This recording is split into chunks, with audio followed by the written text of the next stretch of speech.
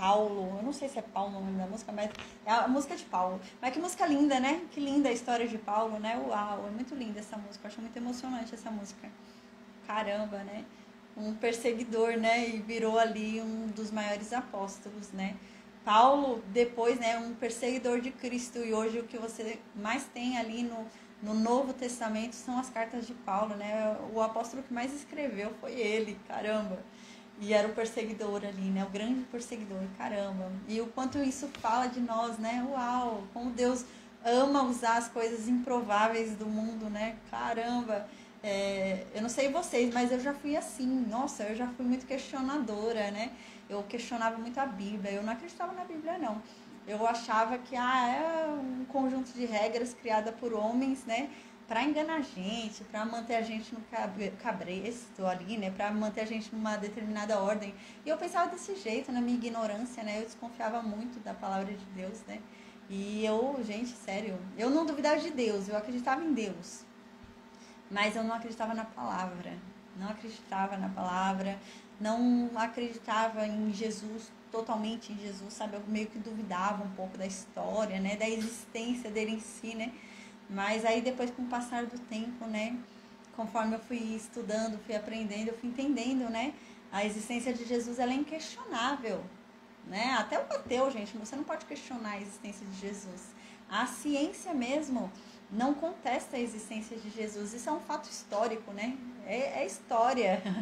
Devia ser ensinado isso nas escolas, gente, nos livros de história, sem demagogia, devia ser ensinado. Assim como se fala sobre Martin Luther King, assim como se fala sobre, sei lá, qualquer personagem histórico, assim, né? Interessante, que fez diferença na história do mundo, sem falar sobre religiosidade. Eu não estou falando sobre religiosidade, mas devia ser ensinado nas escolas sobre Jesus, porque de fato ele existiu. E esse homem mudou a história do mundo e ainda muda. A maior parte da população, né, um grande número da população mundial é cristão, segue esse homem. Pô, se a gente para falar sobre Martin Luther King, se a gente para falar sobre Gandhi, né, nas escolas se fala sobre isso. Se fala sobre esses personagens na escola, né? E por que não se fala sobre Jesus? Jesus é um personagem histórico. Uau, né? E é verdade. E eu não tinha esse discernimento. Como na história, nas minhas aulas de história, eu não tinha sobre isso. Eu falava sobre outros personagens, eu via sobre outros personagens importantes na história mundial, até de outros países eu estudava, e não estudei sobre Jesus. E Jesus, gente, dentre todos os personagens que você pode estudar, históricos, ele é o mais importante, porque para pensar, né? O quanto de pessoas no mundo se declaram cristãs por causa dele. Ele mudou e ainda continua mudando a história, isso é histórico. Mas há uma grande dificuldade de se ensinar isso. E eu não estou falando sobre religião, ensinar a ser, né? Mas ensinar sobre o homem Jesus. Pelo menos o homem Jesus a gente devia ter conhecido. E eu não conheci na escola, né? Não digo nem sobre religiosidade. Não digo sobre ensinar a religião cristã, né? Porque realmente podia ter um grande embate ali, porque eu ia falar, não, também você tem que ensinar o candomblé. Então você também tem que ensinar o espiritismo. Não, eu não estou falando sobre ensinar a religião cristã, mas falar sobre o homem Jesus. Porque se a gente fala sobre o homem Martin Luther King, se a gente fala sobre o homem Juscelino Kubitschek, se a gente fala sobre o homem, sei lá, tantos homens que a gente fala que fizeram diferença na história do mundo, por que não falar sobre Jesus, o homem, né? Então geraria um interesse da gente sair e buscar sobre ele, né? Eu nunca tive isso também nas escolas, né? Nem na minha própria casa, na minha própria família, nunca tive. E eu questionava muito, eu cresci muito questionando, né? Achando que era mentira, né, tal. E depois eu fui entendendo que, na verdade, a existência de Jesus é inquestionável, né? Tanto é que a primeira base para não haver nenhum questionamento sobre a existência desse homem é que nosso calendário é baseado entre antes e depois dele. Hoje nós vivemos em 2025 depois de Cristo. Ele mudou toda uma história, gente. Ele mudou os calendários das nações. Como que não se ensina sobre esse homem nas escolas? Né? Para vocês verem, né, o nível, realmente, gente, é histórico, né? A Passa Manta é histórico. Devia se ensinar sobre ele. O nosso calendário é baseado nele, na existência dele. Como que não se fala sobre ele nas escolas, né? Caramba, independente da religiosidade, mas falar sobre o homem, né? Caramba, muito interessante, né? Então, amém. Eu vou agora fazer uma oração e a gente vai começar a estudar Isaías 5, capítulo 5. Amém. Meu Deus, obrigada, Pai. Obrigada por mais um dia. Obrigada pelo teu amor, pela tua graça, pela tua misericórdia. Amém. Meu Deus, vem, fala conosco, se revela a cada um de nós, manifesta a sua verdade, Pai. Que venhamos a ser conhecedores da tua palavra. Que venhamos a, meu Deus, ter uma compreensão sobre o teu reino. Que venhamos a mergulhar em ti, na tua palavra. Derrama sobre nós sabedoria. Derrama sobre nós discernimento, entendimento, Pai. Nós não queremos perecer por falta de conhecimento.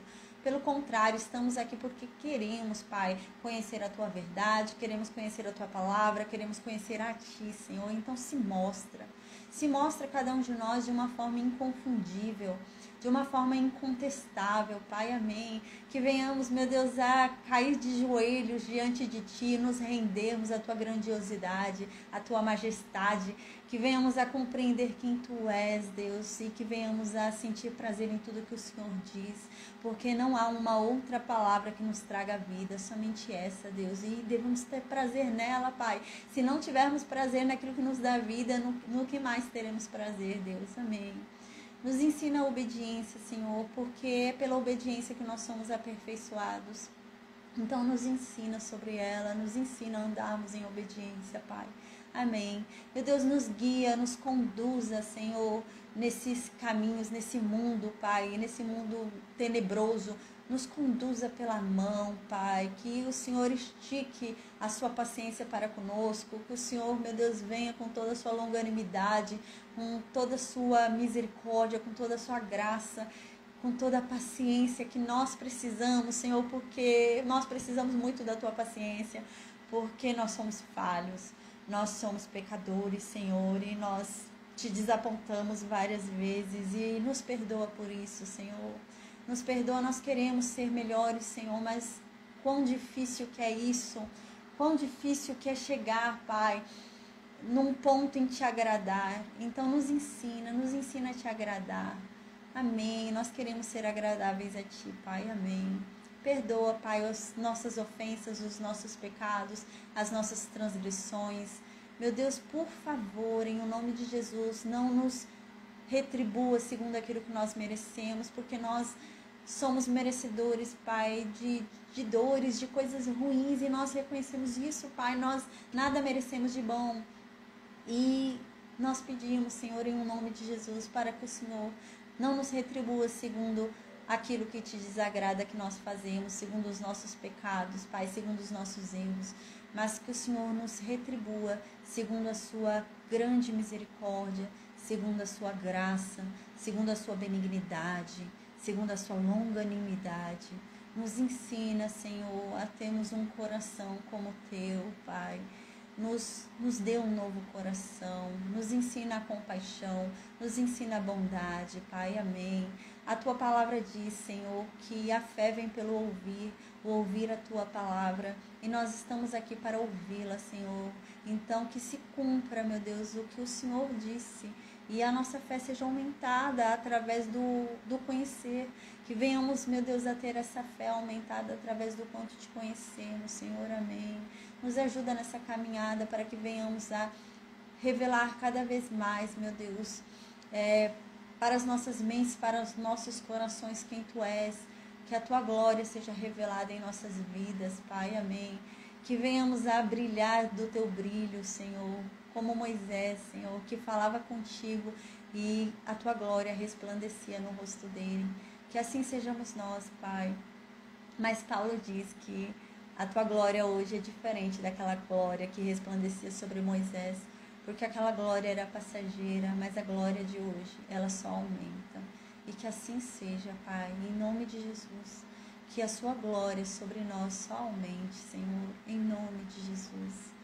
Que o Seu nome seja exaltado através das nossas vidas, que nós venhamos a diminuir e que o Senhor cresça, que o Senhor apareça, Senhor. Amém.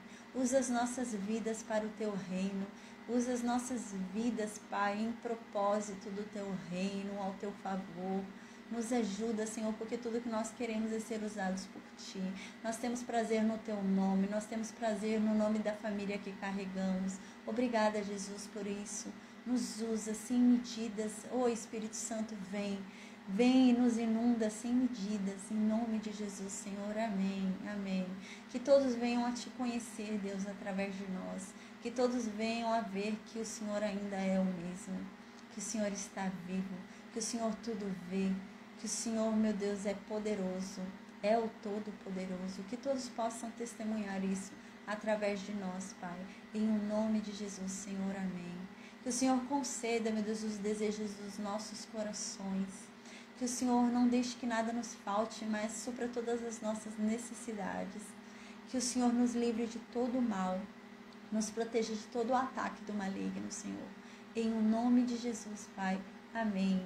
Obrigada pela misericórdia, pela benignidade, pela graça que nos alcançou, Senhor. E que a Tua bondade nos siga todos os dias das nossas vidas, Senhor. Em o nome de Jesus. Amém. Amém. Oi, Francisco, boa noite. Amém, gente, amém. Então vamos falar sobre Isaías 5 hoje, né? Isaías 5 é um cântico, né? A paz Cida, a paz Samanta, Daniel, Dorinha, Kelly, Maria Oliveira, amém, a paz. Hoje a gente vai falar sobre Isaías 5. Isaías 5 é um cântico, gente, que cântico bonito esse Isaías 5, é muito bonito esse cântico, tá? Então a gente vai falar sobre ele hoje, amém. Em Deuteronômio 18, quando a gente estudou Deuteronômio 18, Moisés tinha alertado o povo de Israel lá no deserto. Moisés falou, gente, muitos profetas vão surgir. Muitas pessoas vão surgir dizendo que podem adivinhar o teu futuro, lhe dar uma palavra, lhe dar uma profecia. Vão surgir muitos feiticeiros, vão surgir muitos cartomantes, vai surgir muita gente para enganar vocês, para iludir vocês. E em Deuteronômio 18, Moisés diz o seguinte: mas Deus há de levantar um como eu. Ou seja, no nível de Moisés, né, que falasse face a face ali com Deus, que trouxesse a mensagem verdadeira de Deus, que fosse boca de Deus, né? E quem era esse que Moisés falava? Era Jesus. Deus mandaria um como ele. E então Moisés continua em Deuteronômio 18, que a gente já estudou. E Moisés diz: vocês não deverão consultar o seu futuro. Vocês não ficarão consultando a feiticeiros. Vocês não deverão ficar indo atrás de prognósticos e etc. Mas a ele, esse profeta, é que vocês ouvirão. Somente a ele. Se tiverem alguma dúvida, qualquer coisa que seja, é a ele que vocês deverão consultar. E por que eu estou falando isso hoje, né? Porque hoje, no capítulo 5 do livro de Isaías, a gente vai ver que o povo de Judá, o povo de Israel e o povo de Judá, eles não queriam consultar a Deus. Eles não queriam ouvir a voz de Deus por meio dos profetas, nem nada disso. Eles queriam ouvir o que convinha. Queriam ouvir a voz do ego deles. Então, quem falasse o que eles quisessem ouvir, era o que eles iam ouvir. E a gente tem que ter muito cuidado com isso. Porque hoje, né, diferente daquela época, aquela época para esse povo era mais difícil do que hoje. Hoje, Jesus já passou por esse mundo. Jesus já deixou a palavra dele. E Deus diz que é a ele que nós devemos escutar. E o que eu vou escutar de Jesus? O Evangelho deixado é dele, são as palavras dele, né? O Antigo Testamento falava sobre ele. E o Novo Testamento são as palavras dele, é o Evangelho deixado por ele, são as palavras ditas por ele, que foram anotadas por meio dos apóstolos, por meio dos discípulos. Então, isso é o Novo Testamento, são as palavras dele. Então, se eu tenho que consultar a ele, Deus falou que eu não devo ir a cartomante. Deus falou que eu não devo ir a lugar algum querer consultar meu futuro. Eu não devo chamar irmão nenhum para lançar profecia sobre mim. É isso que Deus falou, é errado. Deus não se agrada disso. Deus disse isso. Eu não devo ir para lugar nenhum para ficar buscando profecias. Eu devo, se eu quero saber algo, se eu quero saber algo sobre meu futuro, se eu quero saber algo que Deus tem para falar para mim, eu devo ouvir a Ele, Jesus. Então eu devo ir lá e buscar na Bíblia. O que Ele tem para falar comigo? Eu tenho que ir buscar lá na Bíblia. E é sobre isso que a gente vai falar hoje, né? Hoje em dia, né, a gente consegue achar muitas mensagens, né? E eu conheço pessoas assim. Por exemplo, eu tenho um pensamento, eu vou dar um exemplo aqui. Eu penso que... Deixa eu ver um exemplo aqui. Vou dar um exemplo aqui, tá? Eu penso que a mulher só pode usar saia. Eu penso assim, a mulher só pode usar saia. Mulher usa calça errado. É um pensamento que eu tenho. É um pensamento meu. E Deus diz, a Bíblia diz que eu não posso me apoiar nos meus próprios pensamentos. Eu não posso me apoiar nos meus próprios entendimentos. Isso é um entendimento meu. O que a Bíblia diz? Eu devo procurar o que Jesus disse sobre isso. Se eu não achei no Novo Testamento, eu procuro no Antigo, porque o Antigo também fala dele. Então eu tenho que procurar na Bíblia o que ele fala sobre isso. Mulher precisa usar saia sempre, né? Aí eu não vou procurar na Bíblia. Eu não quero procurar na Bíblia. Aí eu vou lá no YouTube. Eu penso nisso, eu acho isso. Aí eu vou lá e procuro no YouTube e escrevo assim, mulher deve sempre usar saia. Gente, vai aparecer um monte de pastor falando que mulher só pode usar saia. Vai aparecer um monte de pastora falando que mulher só pode usar saia. Então eu pego esse vídeo que falou o que eu queria ouvir, que é o que eu pensava, e coloco lá como uma verdade. Eu busquei verdadeiramente a palavra de Deus? Não. Eu busquei a boca do homem. É por meio da boca do homem que está sendo falado aquilo, né? E a gente tem que ter muito cuidado. A Bíblia diz que a gente deve consultar a fonte. Há um perigo muito grande de eu consultar um outro homem, uma outra mulher.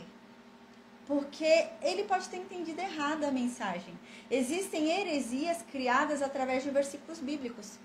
Existem pessoas que usam versículos da Bíblia para criar, gente, abominações. Né? Eles separam um versículo solto da Bíblia para criar uma verdade que não existe. Porque a Bíblia ela deve ser analisada como um todo, não como um versículo separado. Quando eu vou analisar a Bíblia, eu devo analisar qual o momento que estava sendo vivido, como que era a vida naquela época, como que era o contexto histórico, né? Como que eram tratadas as pessoas naquela época, qual que era o costume daquela época. Quem está falando no livro? Quem está falando é Jeremias? Quem era Jeremias? Para quem que ele estava falando? Jeremias estava falando para o reino de Judá. O que estava acontecendo no reino de Judá? Eu tenho que analisar tudo isso, senão eu não vou entender a mensagem. Eu vou trazer a mensagem para o que eu quero ouvir. Aí vai ser uma mensagem de repreensão, eu vou trazer para o que eu quero ouvir, eu vou tornar uma mensagem de repreensão numa mensagem de prosperidade. Então eu tenho que ter muito cuidado mesmo, né? Eu tenho que ter esse cuidado. Esses dias eu até falei sobre isso. Eu estava terminando uma consagração, né? Eu terminei a consagração e fui para uma festa infantil, né? E nessa festa infantil eu cantei algumas músicas no karaokê, né? Mas eu tive todo o cuidado para não ofender a santidade de Deus, né? Com aquelas músicas que eu estava vindo de uma consagração, né? E eu cheguei em casa e comecei a ficar muito ruim mesmo. E eu poderia ter falado, eu não fiz nada de errado. Minha consciência tá limpa. Não é nada comigo não é problema meu. Eu podia ter feito isso. Mas eu falei, eu fiz algo errado. Eu falei, Deus, eu não tô vendo o que eu fiz de errado, me mostra. Porque eu não conseguia achar, gente, o que eu fiz de errado. Realmente eu não conseguia. Mas eu sabia que eu tinha feito algo de errado, porque não era normal eu estar vivendo aquilo que eu estava vivendo. Eu falei, não é normal uma pessoa temente a Deus, que serve a Deus, estar vivendo isso aqui. Eu devo ter feito alguma coisa errada. Deus, se eu fiz alguma coisa errada, me mostra. Porque do nada, gente, de uma hora para outra, o negócio ficou ruim para mim. Eu falei, me mostra, Deus, me mostra. E Deus me mostrou que eu cantei uma música que eu não devia ter cantado. Que era uma música em espanhol. E a música falava bem rapidinho, tipo um rap em espanhol. E a música falava, eu não sou santa, nem nunca vou ser santa. Esse é meu jeito, eu faço o que eu quiser. Eu sou pervertida mesmo. Gente, era uma música assim, sabe? Mas era numa outra língua e era muito rápido, eu não prestei atenção. E cantei, mas foi sem maldade. Mas Deus cobrou, né? Mas eu não tinha me atentado.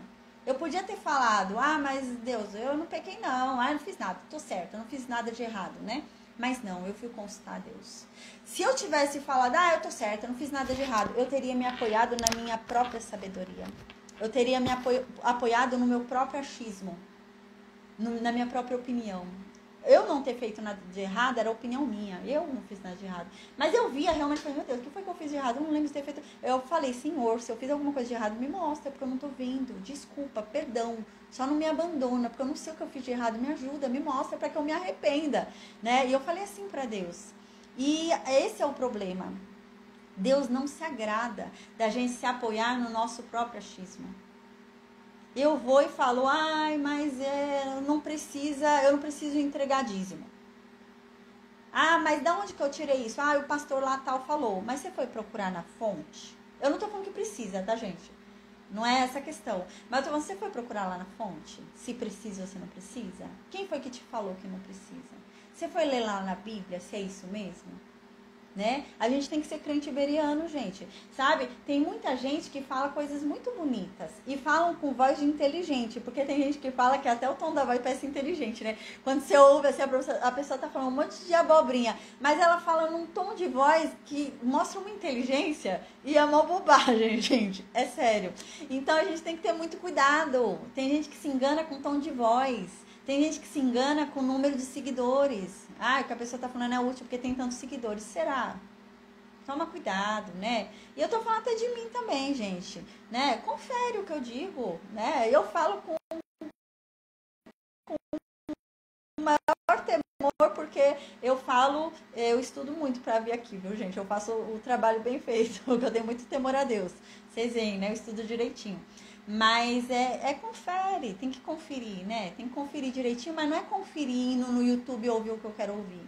É conferir abrindo a Bíblia e lendo. Mas não é abrir um versículo solto. Você quer ler sobre determinado... Ah, eu quero ler sobre dízimo?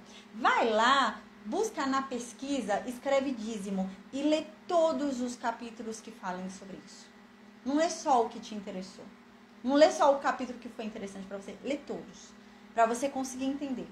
Se dízimo hoje ainda é necessário, não é ler todos. Porque a gente tem a mania de pegar uma coisa isolada e fazer aquilo a verdade da Bíblia, né? Mas a Bíblia ela é um todo, ela não é uma parte isolada. Então a gente tem que ter esse cuidado, né? Então agora, gente, a gente vai ler Isaías 5, versículo 1. É uma poesia, tá? Isaías agora vem com uma poesia para falar para aquele povo que está acontecendo. Era muito comum, né, a poesia. A gente lembra o livro de Jó, né, tudo. Era muito comum a poesia hebraica para se passar mensagens para as pessoas. Talvez por meio de canções a pessoa fosse prestar mais atenção. Talvez por meio de poemas, poesias, a pessoa fosse prestar mais atenção. Já que o poeta chegando e falando assim normal numa conversa, não prestavam atenção. Então agora vem uma poesia. E diz assim no versículo 1 essa poesia. Agora cantarei ao meu amado, o cântico do meu querido, a respeito da sua vinha. O meu amado tem uma vinha num outeiro fértil. Isaías está falando assim, gente, agora eu vou cantar uma música para aquele que eu amo. Quem é que ele ama? É Deus. É isso que ele está falando. Ele está falando, gente, eu vou cantar uma música agora para aquele que eu amo, para Deus. Eu vou cantar uma música para o meu querido. Uau, que amor que ele tem por Deus, né? Então ele diz, e essa música que eu vou cantar é sobre a vinha dele. É sobre a plantação de uva dele. É sobre a plantação de uva de Deus que eu vou cantar. O meu amado, que é Deus, a gente lembra que ele está falando sobre Deus, né? Então ele começa já a canção dele. O meu amado, ele tem uma vinha. Ele tem uma plantação de uva, o meu amado. Deus tem uma plantação de uva.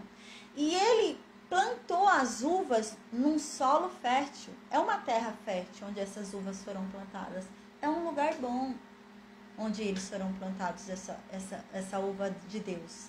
Então, no versículo 2, ele continua e diz, e esse meu amado, esse meu querido, que é Deus que ele está falando, ele tinha tanto amor por essa vinha dele, ele tinha tanto cuidado por essa vinha dele, que ele foi e criou uma cerca em torno dela. Ele cercou essa vinha dele, com todo o cuidado, ele foi lá limpar todas as pedras que estavam no meio ali das uvas que cresceriam. Ele foi lá na terra onde estava ali a vinha, né? Ele foi lá na terra onde foi plantada a vinha, as uvas iam crescer. Antes das uvas começarem a crescer, né? Para não a matar, aquelas pedras não matarem as uvas, não prejudicar a vinha dele, ele limpou o solo. Ele tirou todas as pedras dali. E Isaías falando isso. Então, ele foi e plantou excelentes vides. Ele não plantou qualquer uva. Ele não plantou qualquer semente de uva. Ele plantou as melhores sementes de uva que ele havia encontrado. E ele plantou nesse solo, que era fértil, que ele havia cercado e que ele havia limpado. E então, no meio dessas uvas que ele havia plantado, ele criou uma torre para vigiar elas. Ele criou uma torre no meio delas para ficar olhando as vinhas, se elas iam crescer, se ia dar certo, se iam ficar bonitas, né? E ele ficava vigiando elas ali, do meio delas. Então aqui diz que ele também construiu nessa vinha um lagar. O que é um lagar? Lagar é aquele lugar, né, onde você prensava a uva. Lembra, gente, que Gideão estava malhando trigo no lagar? Então, é isso. O lagar era o lugar de você pisar a uva para fazer o suco, entendeu? Para pegar aquele líquido da uva, né? Então, o lagar era aquele lugar onde você pisava para fazer a uva virar líquido. E Deus já havia feito até um lagar, porque ia ser tanta uva boa ali, tanta uva boa, que ia dar muito vinho bom, ia dar muito suco de uva bom. E Deus já até fez tudo para isso. E aqui diz, no final do versículo 2, que ele esperava uvas boas. Ele esperava que essas uvas dessem, que essa vinha desse uvas boas, mas deu uvas bravas. O que são uvas bravas? São uvas azedas, uvas amargas. Ele esperava que as uvas que ele plantou, gente, aqui é Deus, né? E a gente já vai ver quem são essas uvas aqui. Ele esperava que essas uvas fossem ser uvas boas para se comer. Uvas que você põe na boca e não faz careta. Uva doce. É isso que ele está dizendo. Eu pensei que eu ia saborear essa uva que eu plantei. Ia sentir o bom gosto que elas têm. Mas quando eu ponho elas na boca e tento saborear, tem um gosto azedo. Tem um gosto amargo. E então, no versículo 3, Deus diz, né, por meio de Isaías: agora, pois, ó moradores de Jerusalém e homens de Judá, julgai, vos peço, entre mim e a minha vinha. Então aqui Deus está dizendo: vocês, moradores de Jerusalém, vocês do reino de Judá, agora julguem quem é que está errado. A culpa é de quem? Por essas uvas terem ficado azedas, por essas uvas terem ficado amargas. A culpa é minha, que cuidei dessas uvas com todo o amor do mundo, que eu fiz tudo por elas, que eu limpei o solo, que eu vigiei elas, cuidei delas. A culpa é minha ou a culpa é delas, que elas não fizeram o trabalho delas e não produziram aquilo que elas foram chamadas a produzir? De quem que é a culpa? É isso que Deus está falando no versículo 3.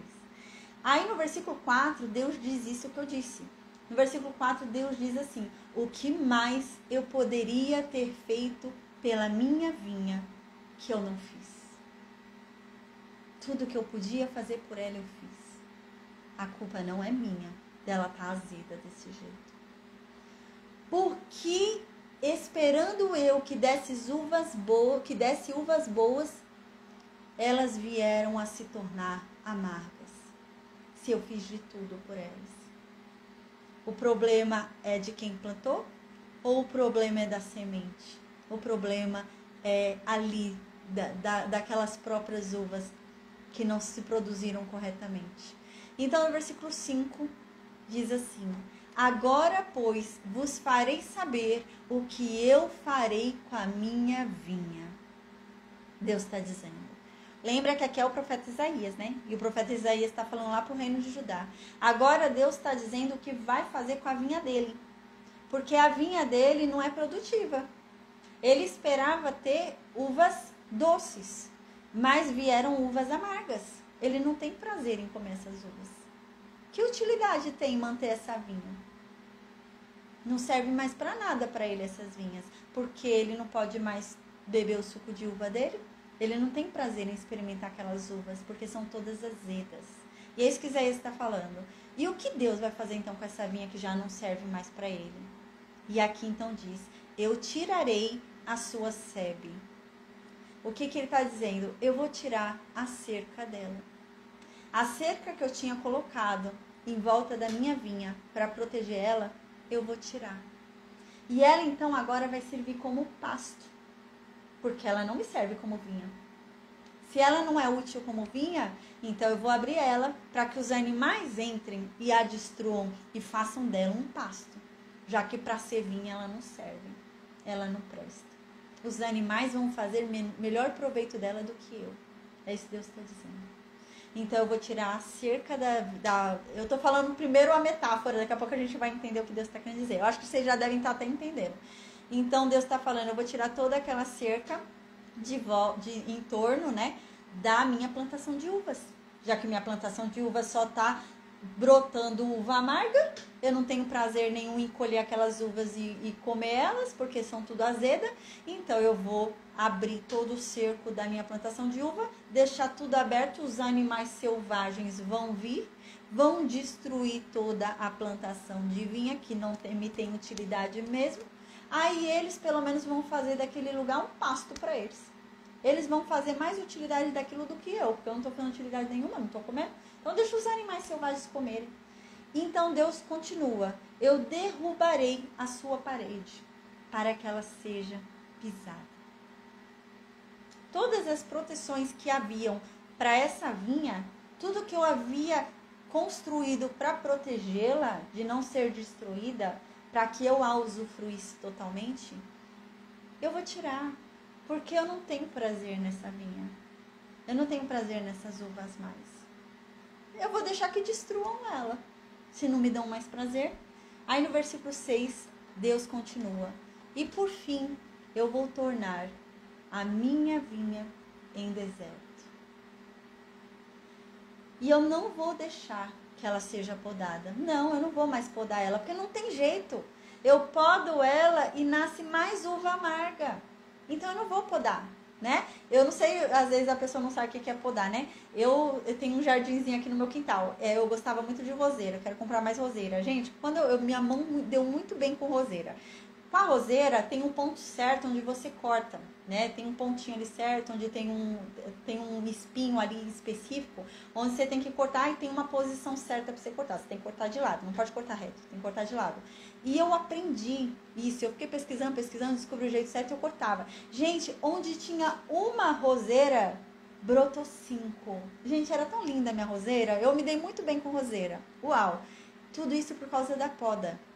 Eu fazia a poda certa e nasciam mais. Então, você, às vezes, trata a planta pela poda. Às vezes, a planta está quase morrendo, a planta está meio judiada. Com uma boa poda, você salva ela. Mas é isso que Deus está dizendo aqui. Não adianta nem mais podar vocês. Nem poda resolve mais para vocês. Eu não vou deixar nem mais que essa plantação de uva seja podada. Porque mesmo podando, até nasce mais uva, mas nasce mais uva amarga. Então, eu prefiro não podar mais. Eu podo e em vez de nascer mais uvas boas, nasce mais uvas amargas, não vou. E diz, e nem trabalhada. Teve uma planta minha que estava quase morrendo. Era eu esqueci o nome dessa planta. Era uma planta difícil de trabalhar com ela. Gente, ela estava quase morta. E eu comecei a trabalhar nela. Eu mudei ela de vaso. Eu diminuí a água. Pus água num pratinho embaixo. Gente, eu cuidei dessa planta com o maior cuidado do mundo. Eu esqueci o nome. Tá na ponta da língua. Eu esqueci o nome dessa planta. Gente, ela ressurgiu. Ela ressurgiu, ficou tão linda, ficou mais bonita do que era antes, sabe? E eu trabalhei nela, eu pus ela em outro lugar, cuidei da raiz dela, podei ela, pus o pratinho de água embaixo, eu trabalhei nela, né? E eu tendo trabalhado nela, ela ressurgiu. Mas é isso que Deus está dizendo aqui, eu não vou nem permitir que trabalhem na minha vinha. Não dá mais para trabalhar nessa vinha. Não há mais o que eu faça para salvar essa vinha. Essa vinha está perdida, não tem mais jeito. Então, Deus aqui... Ô, lindo! Amém! Aí aqui, no versículo 6, né? Apareceu uma criança, gente, dando tchau aqui. Aí no versículo 6 diz assim, ela não vai ser podada, ela não vai ser trabalhada, não vou deixar mais que podem essa vinha, não vou deixar mais que trabalhem nessa vinha, né? Pelo contrário, eu vou permitir que sarças cresçam nela. Entre a minha vida, entre a minha vinha vai começar a surgir sarças. O que são sarças, né? A gente lembra daquelas sarças ardentes lá que apareceram lá para Moisés, né? As sarças que queimavam lá, né? O que são sarças? A paz, Elisângela. O que são sarças, gente? Sarças são arbustos de espinheiros, arbustos de espinhos. É um arbusto, gente, que não tem utilidade nenhuma, só tem espinho. É um arbusto seco que só dá espinho nele. Não dá nada de útil. É só espinho ali que dá naquele arbusto seco. E por isso que é tão tremendo. Por isso que Moisés ficou tão impressionado. Não, mas a sarça tá queimando e ainda tá... Porque, gente, é uma coisa que você taca fogo, ela rapidinho, entendeu? Não é um negócio que vai durar muito tempo, né? É um negócio seco, só com espinho, né? Não é um negócio que tá molhado, que vai se sustentar ainda, vai demorar para morrer queimado. Não, você tá com fogo ali, igual já vira o pó, né? Então, por isso que foi Moisés ficou tão impressionado, né? Que o negócio não se extinguia, né? A sarça queimando e ainda estava ali a sarça, né? E aqui é isso que Deus está dizendo. No meio da minha plantação de uvas, eu vou deixar que se cresçam arbustos de espinho. Não está tendo utilidade nenhuma para mim. A gente lembra, né, que os espinhos, eles acabam impedindo que a plantação cresça. Então, se há espinhos, não vai crescer direito. Vai acabar sendo, a gente vai ver isso no Novo Testamento, vai acabar sendo afobada ali, afogada pelos espinhos. Afogada não porque é uma palavra líquida, né? Mas ela vai acabar sendo sufocada pelos espinhos. Então, a plantação vai crescendo, mas tem tanto espinho em volta, que os espinhos vão fazer com a plantação? Vão matar, né? Aqueles espinhos acabam matando a plantação. E é isso que Deus está falando. Eu vou permitir agora que no meio dela cresçam sarças. Vai crescer no meio da minha plantação arbusto de espinho. E espinheiro. Também vai crescer espinheiro. Então não haveria planta que sobrevivesse, gente. Naquela luta entre o espinho ali e a planta, o espinho vai matar a planta. E é isso que ele está falando. É melhor ter espinho. Chegou um estado tão sério para mim na minha plantação que eu prefiro que haja espinhos na minha plantação do que a minha própria vinha. Minha própria vinha se tornou totalmente inútil, ao ponto do espinheiro para mim ser mais útil, né? Que triste. Amém, Mariela? E é isso que está querendo dizer aqui, né? Que ele vai permitir isso agora, porque perdeu totalmente a utilidade a vinha dele. E as nuvens darei ordem que não derramem chuva sobre ela. É uma plantação de uva. A plantação precisa de água, né? A planta precisa de água para ela ir evoluindo, né? Um solo ali, né? Molhado para ela ir crescendo, a raiz, né? E se nutrindo ali e crescendo.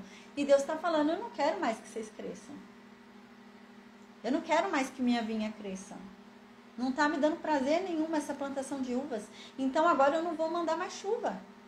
Eu vou impedir vocês de crescerem. Porque não está tendo utilidade para mim, para que vocês vão continuar crescendo?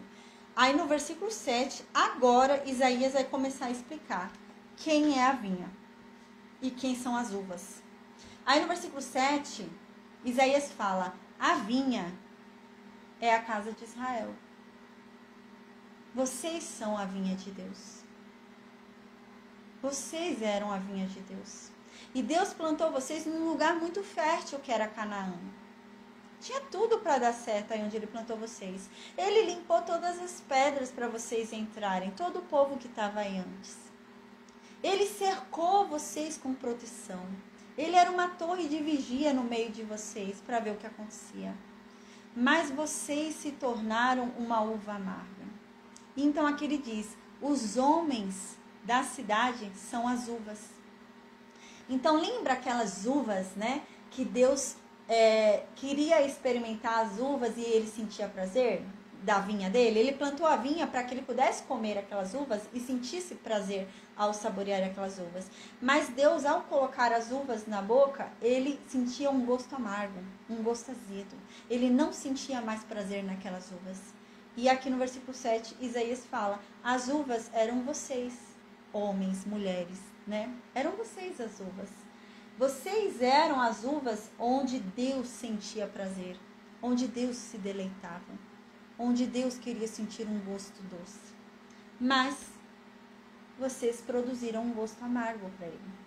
E aqui Isaías continua falando, Deus esperava que vocês produzissem juízo, né? Então agora ele vai falar, que produção amarga é essa, né? Então agora ele vai começar a explicar toda a metáfora dele, né? Era para eles produzirem uvas doces, e eles se tornaram uvas amargas. Que uva amarga é essa? Isaías explica.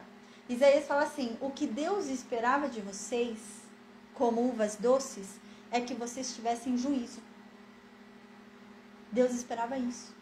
Quando ele fosse saborear vocês, eles sentiriam o bom gosto que vocês têm, porque haveria juízo entre vocês. Vocês seriam pessoas de juízo.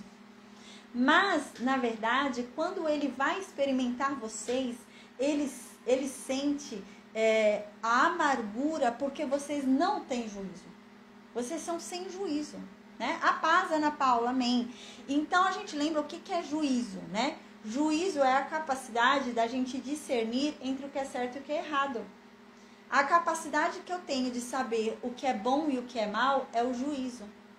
Sabe aquela pessoa que você fala, não tem juízo. Sem juízo nenhum, né? É a pessoa que faz tudo errado. Aí você fala, sem juízo. É um sem juízo. Meu Deus, essa pessoa não tem juízo nenhum. Porque ela faz tudo errado.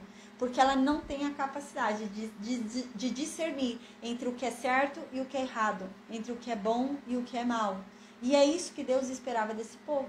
Deus esperava que eles tivessem essa capacidade. E é isso que Isaías está falando. Deus esperava que vocês tivessem juízo. E vocês não tiveram. Vocês não sabem discernir entre o que é certo e o que é errado. Vocês não sabem discernir entre o que é bom e o que é mal. E vocês têm se tornado amargos para Deus. E aqui diz, vocês não sabem produzir juízo. E eis aqui opressão, né? No lugar de vocês terem juízo, né? De saberem o que é certo e o que é errado, o que vocês estão produzindo é opressão. Ou seja, gente, opressão é o contrário do juízo, né? Se todo mundo praticasse o que é certo, ninguém praticasse o que é errado, não haveria opressão. Certo? A opressão é a prática do que é errado. Então, se está todo mundo praticando o que é certo, se a gente tem discernimento, se a gente tem juízo, se a gente sabe o que é bom e o que é mal, o que é certo e o que é errado, e a gente só pratica o bem e só faz o que é certo, não haverá opressão. Ninguém vai ficar oprimido, porque eu não vou prejudicar ninguém, eu não vou fazer o mal, e eu não vou fazer nada de errado, eu só vou fazer o certo, então não tem opressão. Mas esse povo não sabia discernir. Então, eles só faziam o mal. Eles só faziam o errado. E isso gerava opressão. A paz, Vanderlúcia, amém. Então aqui diz, e no lugar da justiça, Deus esperava que vocês produzissem justiça. Que vocês fossem justos, honestos.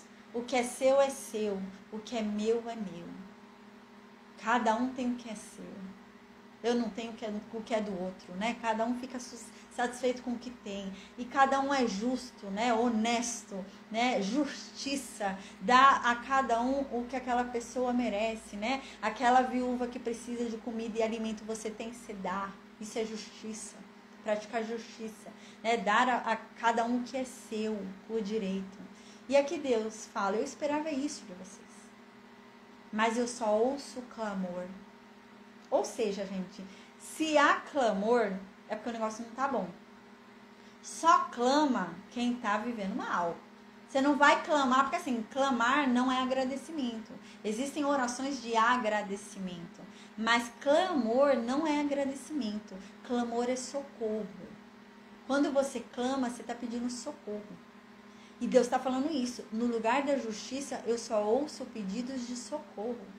Ou seja, a justiça não tem sido feita. Versículo 8, então, começa os ais. Agora, no versículo 8, Deus vai começar a falar, ai de tal pessoa, ai de tal gente. A gente vai começar a ver isso agora.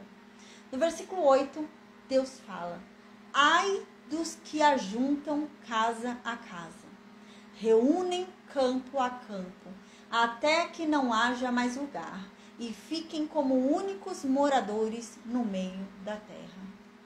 Ai daqueles que acumulam riquezas sobre riquezas sobre riquezas, até que eles virem os únicos donos da terra. Ai daqueles que têm casas e casas e casas, têm milhares de casas, enquanto outros não têm nada. Às vezes eu já ouvi uma pessoa, um pastor falando isso. Não tem problema você ser rico. Não tem problema você ter riquezas, tal, ter um monte, né, de casas, né? Ter um monte de pastos, um monte de coisa. Não tem. A Bíblia está dizendo que tem. Ai de vocês que acumulam riqueza sobre riqueza, campo sobre campo, até que só vocês vivam na terra. Não vai ter lugar mais para ninguém. Vocês querem ser o dono da terra. Você quer ter todas as casas no teu nome. E ninguém mais tem a casa, é só você. O que é isso? É um egoísmo. Você só está pensando em você. Você está tirando as pessoas das casas delas, né? Às vezes as pessoas estão indo para a rua, não estão tendo onde morar, porque você quer ser o único morador da terra. Você está querendo adquirir tudo. E Deus fala, ai desses, né? Existem pessoas que têm muitos patrimônios, e não é pecado você ter muitos patrimônios. Desde que você, foi o que ele falou antes, desde que você pratique o juízo e a justiça. Desde que você saiba o que é certo e o que é errado, o que é o bom e o que é o mal. Desde que você pratique a justiça. Desde que você dê a cada um o que ele merece. Ajude o próximo.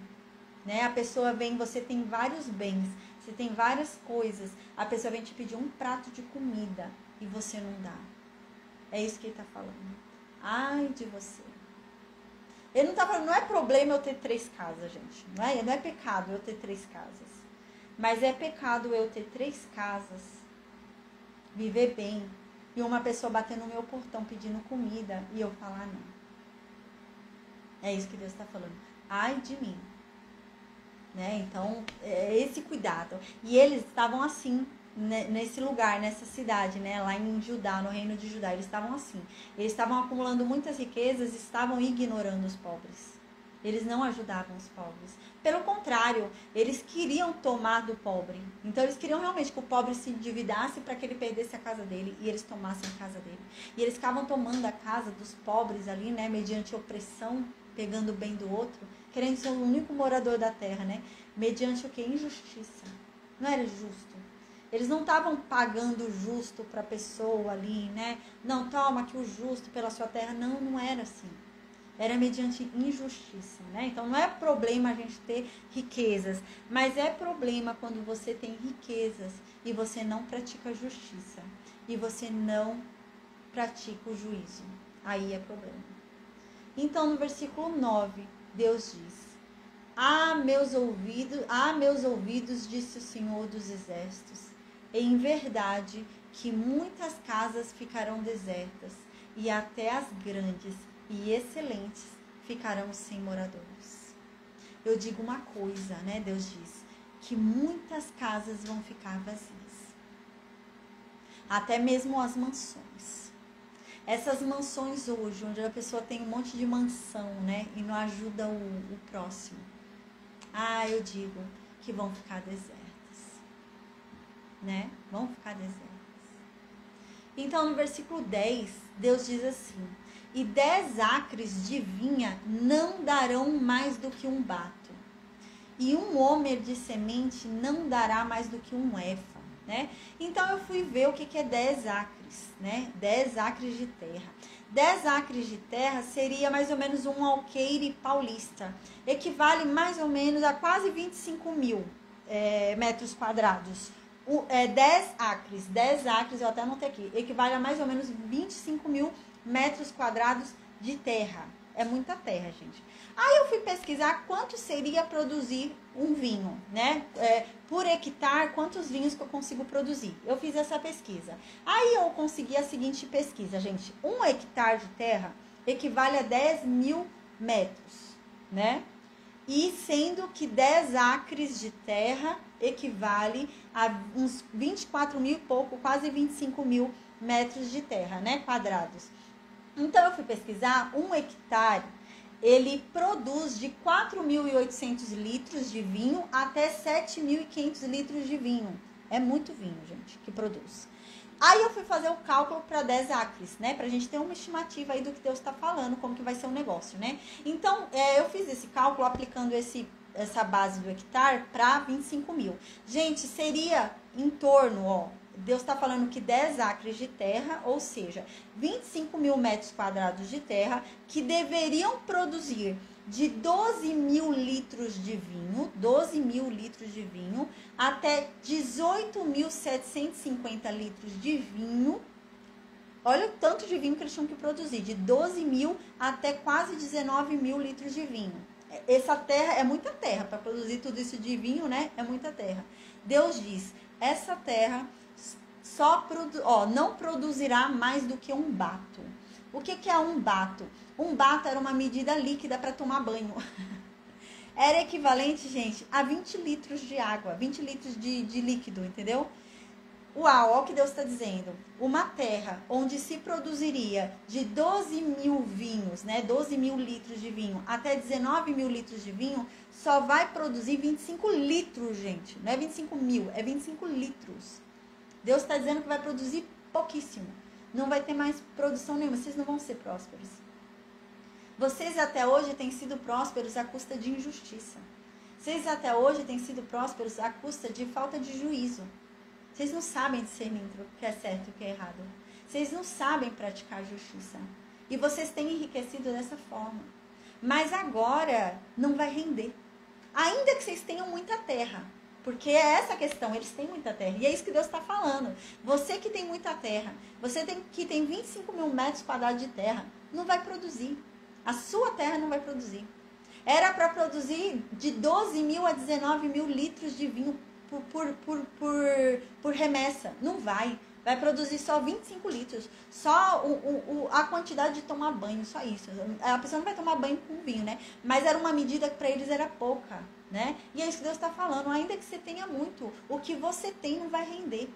Eu não vou fazer render, né? Parece um pouquinho com o que é dito lá no Novo Testamento, né? Aquele que tem muito, né? Tudo lhe será tirado. E aquele que tem pouco, né? Mais lhe será dado. E é isso. Eles não praticam a justiça, eles não praticam o juízo, então o muito que eles têm não vai render. Não vai render nada. E esse Deus está dizendo.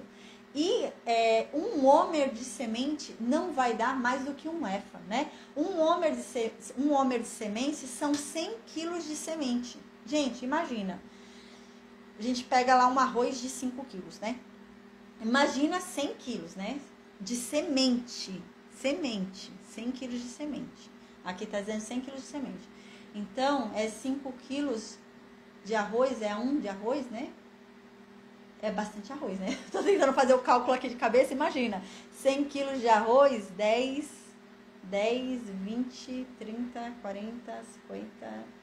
Gente, dá 20 pacotes de arroz de 5 quilos. Vamos imaginar, 20 pacotes de arroz de 5 quilos, que aqueles arroz ali que a gente vê, são sementes. Vamos imaginar isso.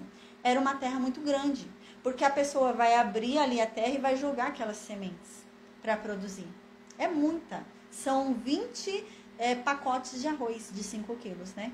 É muita semente. Mas olha o que Deus está falando. Não vai produzir mais do que 10 quilos.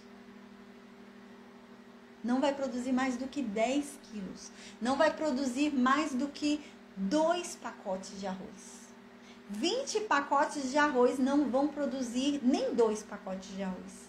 Né? Pra gente ter uma ideia, né? É isso que Deus está falando. Ainda que você tenha muita terra, não vai produzir. A sua terra não vai produzir. Porque o que você fez até hoje foi errado. E eu vou dar a resposta para você, segundo o que você fez. Essa terra é minha, né? Não vai produzir. Ainda que você tenha muito, não vai render. Aí então, no versículo 11, diz assim... Agora vem outro ai, né? O primeiro ai foi para esse povo que fica praticando essa injustiça, né? De querer ser o dono do mundo. De por meio da injustiça e da falta de juízo, né? Eles estarem roubando do pobre, pegando a terra de todo mundo, querendo ser o dono de toda Canaã, né? Ai desse, porque ainda que ele fosse dono de toda Canaã, não vai produzir. A terra não vai produzir mais. Aí no versículo 11 vem outro ai, para um outro povo que Deus também não concorda. Amém, Dorinha, amém. Deus te abençoe, bom descanso, amém. No versículo 11 vem um outro ai, para um outro povo que Deus também não concorda com o que eles estão fazendo. São quem? O povo que vive na bebedeira. Aí Deus diz então no versículo 11: ai daqueles que levantam cedo e logo pela manhã já estão bebendo e ficam bebendo até a noite, até que então o vinho os esquente. Ai desses. Uau! Deus está falando, né? A gente lembra que o reino norte estava desse jeito. Lembra que eles eram chamados até de bêbados? A gente até falou sobre isso em uma aula, né? Chegou um momento na história que eles ficam sendo até chamados pelos outros povos, pelos povos vizinhos ali, pelas outras nações, de os bêbados. Eles eram chamados assim, o pessoal do reino norte. Né? Ah, aquele bando de bêbado. Ah, os bêbados. Que eles viviam bêbados. Gente, era de manhãzinha, já estava bêbado. E lá no reino sul tá igual. E é isso que Deus está dizendo. Ai de vocês. Vocês ficam bebendo o dia inteiro. Desde cedo ficam bebendo. Até anoitecer vocês ficam bebendo. Até que o vinho esquente vocês ficam bebendo. Não param de beber. Ai de vocês, né? Aí no versículo 12, Deus diz, né? Aí vocês ficam alegrinhos por causa do vinho que vocês beberam. Por causa do tanto que vocês tomaram. E vocês ficam aí cantando musiquinha. Vocês ficam aí com harpas. Vocês ficam aí com alaúde, né? Aí vocês ficam enchendo os banquetes de vocês de vinho para ficar bebendo mais e mais e mais, né? E vocês não olham para o que Deus faz. Vocês não consideram as obras das mãos de Deus. Vocês não prestam atenção no que Deus diz. Vocês não prestam atenção nas coisas que Deus faz. Vocês só querem ficar bebendo e festejando. Só querem orgia e festa. Aí no versículo 13, Deus diz: portanto, por causa disso, o meu povo vai ser levado como prisioneiro. Eles vão ser levados como prisioneiros. Vão viver como escravos. Porque eles não têm entendimento. Não têm sabedoria. Não têm conhecimento. Não têm entendimento do que é certo e do que é errado. Não têm entendimento do que é bom e do que é mal. Não têm entendimento do que é justiça. E é por causa disso que eles vão ser levados cativos. E os nobres que hoje ficam praticando injustiça, ficam praticando a falta de juízo, com sem juízo por aí, que ficam aí engordando à custa dos outros. A gente lembra que isso também acontecia lá no Reino Norte, né? Agora é lá no Reino Sul também. Os nobres que ficam engordando à custa dos outros, eles vão começar a passar fome. E a sua multidão se secará de sede. Né? Então a multidão vai ter muita sede. Vocês vão ficar famintos e com sede, né? Até os nobres vão passar fome. Nem mesmo os nobres vão ter o que comer. Versículo 14. Portanto, o inferno grandemente se alargou e se abriu a sua boca desmesuradamente. E para lá descerão o seu esplendor e a sua multidão e a sua pompa e os que entre eles se alegram.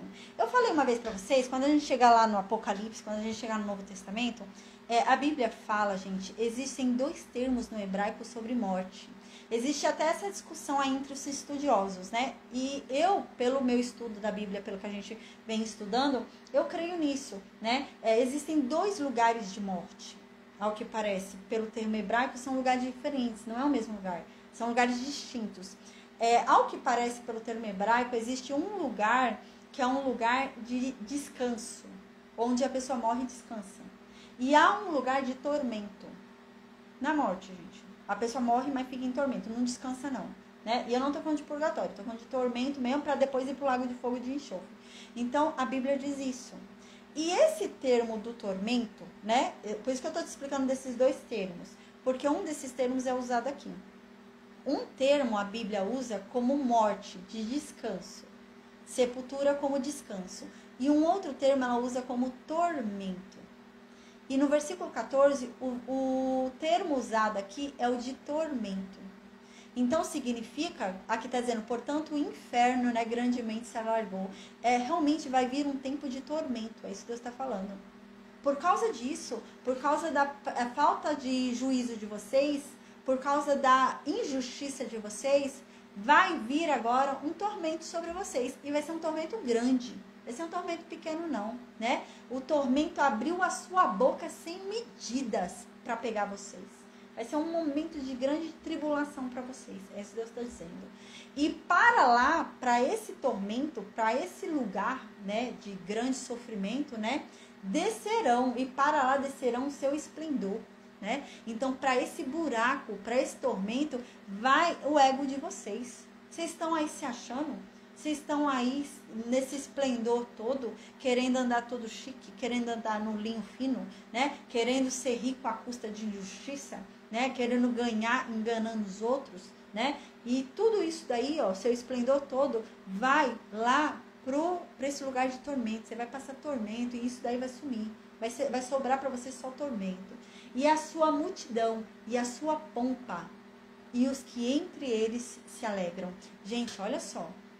Aqui está dizendo que não só os que são vão, mas os que se alegram com eles também. Ou seja, a pessoa é pobre, né? Existiam pessoas assim, vamos imaginar. A pessoa é pobre, a pessoa não tem nada, tá? Então, assim, a pessoa não estava nessa condição de estar roubando ninguém porque ela não tinha nada. Mas ela ficava se alegrando com o outro que roubava. Ela ficava feliz porque o outro tá roubando. Mesmo que ela pegasse, sei lá, às vezes ela vai lá e pega uns bocadinhos, né? Um pãozinho, uma migalha, né? E ela se alegrava com o outro tá fazendo coisa ruim. E aqui ele tá dizendo, até esses que se alegram. Ele não precisa estar praticando coisa ruim. Mas se ele se alegra com o que pratica ruim, ele vai junto. Uau, olha como o negócio é sério, né? A gente tem que ter muito cuidado, né? Às vezes, né, a gente ora a Deus, né? E fica falando, Deus... julga, Deus, julga entre mim e a pessoa, faz o que o Senhor tem que fazer, Deus, mostra pra pessoa que a pessoa tá errada, ai Deus, o Senhor me conhece, ai me defende, né? A gente ora tanto pra Deus, e às vezes Deus vem e faz, gente, às vezes não, Deus sempre faz, Deus sempre ouve a gente, né? Então chega a hora, Deus vem e faz. Aí quando Deus vem e faz, gente, a pessoa começa a viver um tormento, a pessoa que você tinha orado pra Deus vir fazer justiça, a pessoa começa a viver um tormento. E você sabe que é Deus agindo, porque você tinha orado para a pessoa abrir os olhos. Gente, quando isso acontece, você não pode ficar feliz. Você não pode se alegrar. Né? Isso é pecado, não pode se alegrar com a maldade. Você não pode se alegrar, né, com o sofrimento. Você não pode se alegrar. Foi isso que aqui Deus está falando sobre se alegrar com o mal sendo praticado, né? Então eu não estou praticando mal nenhum, mas eu estou vendo que a pessoa está praticando mal, né? Aí eu vejo ele praticando mal e eu não gosto da outra pessoa. Aí eu falo, bem feito, ele merece, né? Não pode, isso é errado, né? Não interessa, não pode. Eu não posso me alegrar com o mal sendo praticado, não posso. E porque eu vou junto pro bolo. Porque eu me alegrei com o mal sendo praticado. Eu vou junto com eles, não pode. E eu também não posso me alegrar com o castigo do outro. Quando o outro está sendo castigado, eu não posso me alegrar.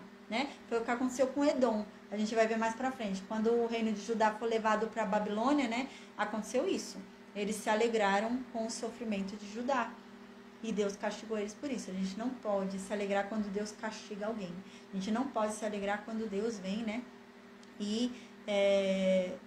dar uma repreensão em alguém, a gente não pode, né? Aí Deus até fala assim para Edom, né? Fala assim, Edom, eu vim castigar aí seu irmão, né? Porque eles estão pecando, porque eles estão errados, mas você tá rindo? Você tá achando engraçado? Você tá achando legal o que eu tô fazendo com eles? Você se esqueceu que você também tem pecado? Você se esqueceu que você também tem um passado aí ruim? Agora eu vou julgar o teu passado também. Agora eu vou te dar também o que você merece, né? Deus fala isso para Edom, a gente tem que ter muito cuidado. Então, agora no versículo 15 diz, então o plebeu se abaterá e o nobre se humilhará e os olhos do altivo se humilharão, né? Então, neste momento, né? O plebeu se abaterá, o pobre se abaterá, o nobre vai se humilhar, os olhos do altivo vão se humilhar, vai todo mundo se dar mal. Vai tudo ser ruim ali, né? Não vai ter mais ninguém se sentindo. Ninguém mais vai se achar melhor que ninguém. Vai todo mundo se humilhar. E então, no versículo 16 diz, mas o Deus dos exércitos vai ser exaltado. Nenhum homem vai ser exaltado. Pelo contrário, eles vão se humilhar. Vão ser humilhados e se humilhar. Mas Deus vai ser exaltado. E aqui diz, em juízo. Deus não vai ser exaltado de qualquer jeito. Deus vai ser exaltado em juízo. Ou seja, a gente vai exaltar a Deus em juízo. Eu vou ter consciência. Eu estou exaltando a Deus porque eu tenho consciência de que Ele é maior do que eu. Não é exaltar a Deus sem saber o que eu estou fazendo da minha vida, né? Não. Aqui diz, e Deus será exaltado em juízo. Eu vou exaltar a Deus sabendo, reconhecendo que Ele é maior do que eu, que Ele é mais justo do que eu, que Ele é mais correto do que eu, que Ele é que sabe o que é certo e não eu. Eu vou fazer isso com consciência. Então aqui diz, e Deus, o Santo, uau, e Deus, o Santo, aquele que é santo, será santificado em justiça. E Deus, aquele que já é separado, a gente lembra que a palavra santo significa separado, né? Então, e o Deus que já é separado, ele é diferente. Ele é diferente dos outros deuses. Ele é diferente até de mim e de você. Ele é separado, ele é diferente. E o Deus, o santo, o separado, ele vai ser santificado em justiça. Então, aí sim, ele vai receber a nossa devoção, reconhecendo a santidade dele como forma de justiça. É o justo. Isso é que é o justo. Eu reconhecer a santidade dele. O justo é eu entender que ele é separado, ele é diferente. Ele é separado, ele não é igual. Ele não é igual aos outros, não é igual a mim, ele é diferente, ele é separado. E então, em justiça, eu darei a ele em justiça, o que é justo. O santificado, será santificado, né? Eu vou santificar ele, né? Eu vou realmente entender que ele é santo, ele é separado, ele é justo, né? Uau! Então, no versículo 17 diz, então os cordeiros pastarão como de costume, e os estranhos comerão dos lugares devastados pelos gordos. Então, neste momento, quando Deus vier com a sua justiça e Ele colocar cada um em seu devido lugar, neste dia só Ele vai ser exaltado, mas ninguém vai ser exaltado. Homem nenhum vai ser exaltado, somente Deus será exaltado. E então Ele vai ser também santificado. E não só exaltado, mas vão reconhecer a santidade dele, de que realmente Ele é diferente, Ele é separado, né? Em injustiça isso vai ser feito. E então, neste momento, os cordeiros vão poder pastar. Neste momento, os cordeiros vão poder andar tranquilamente.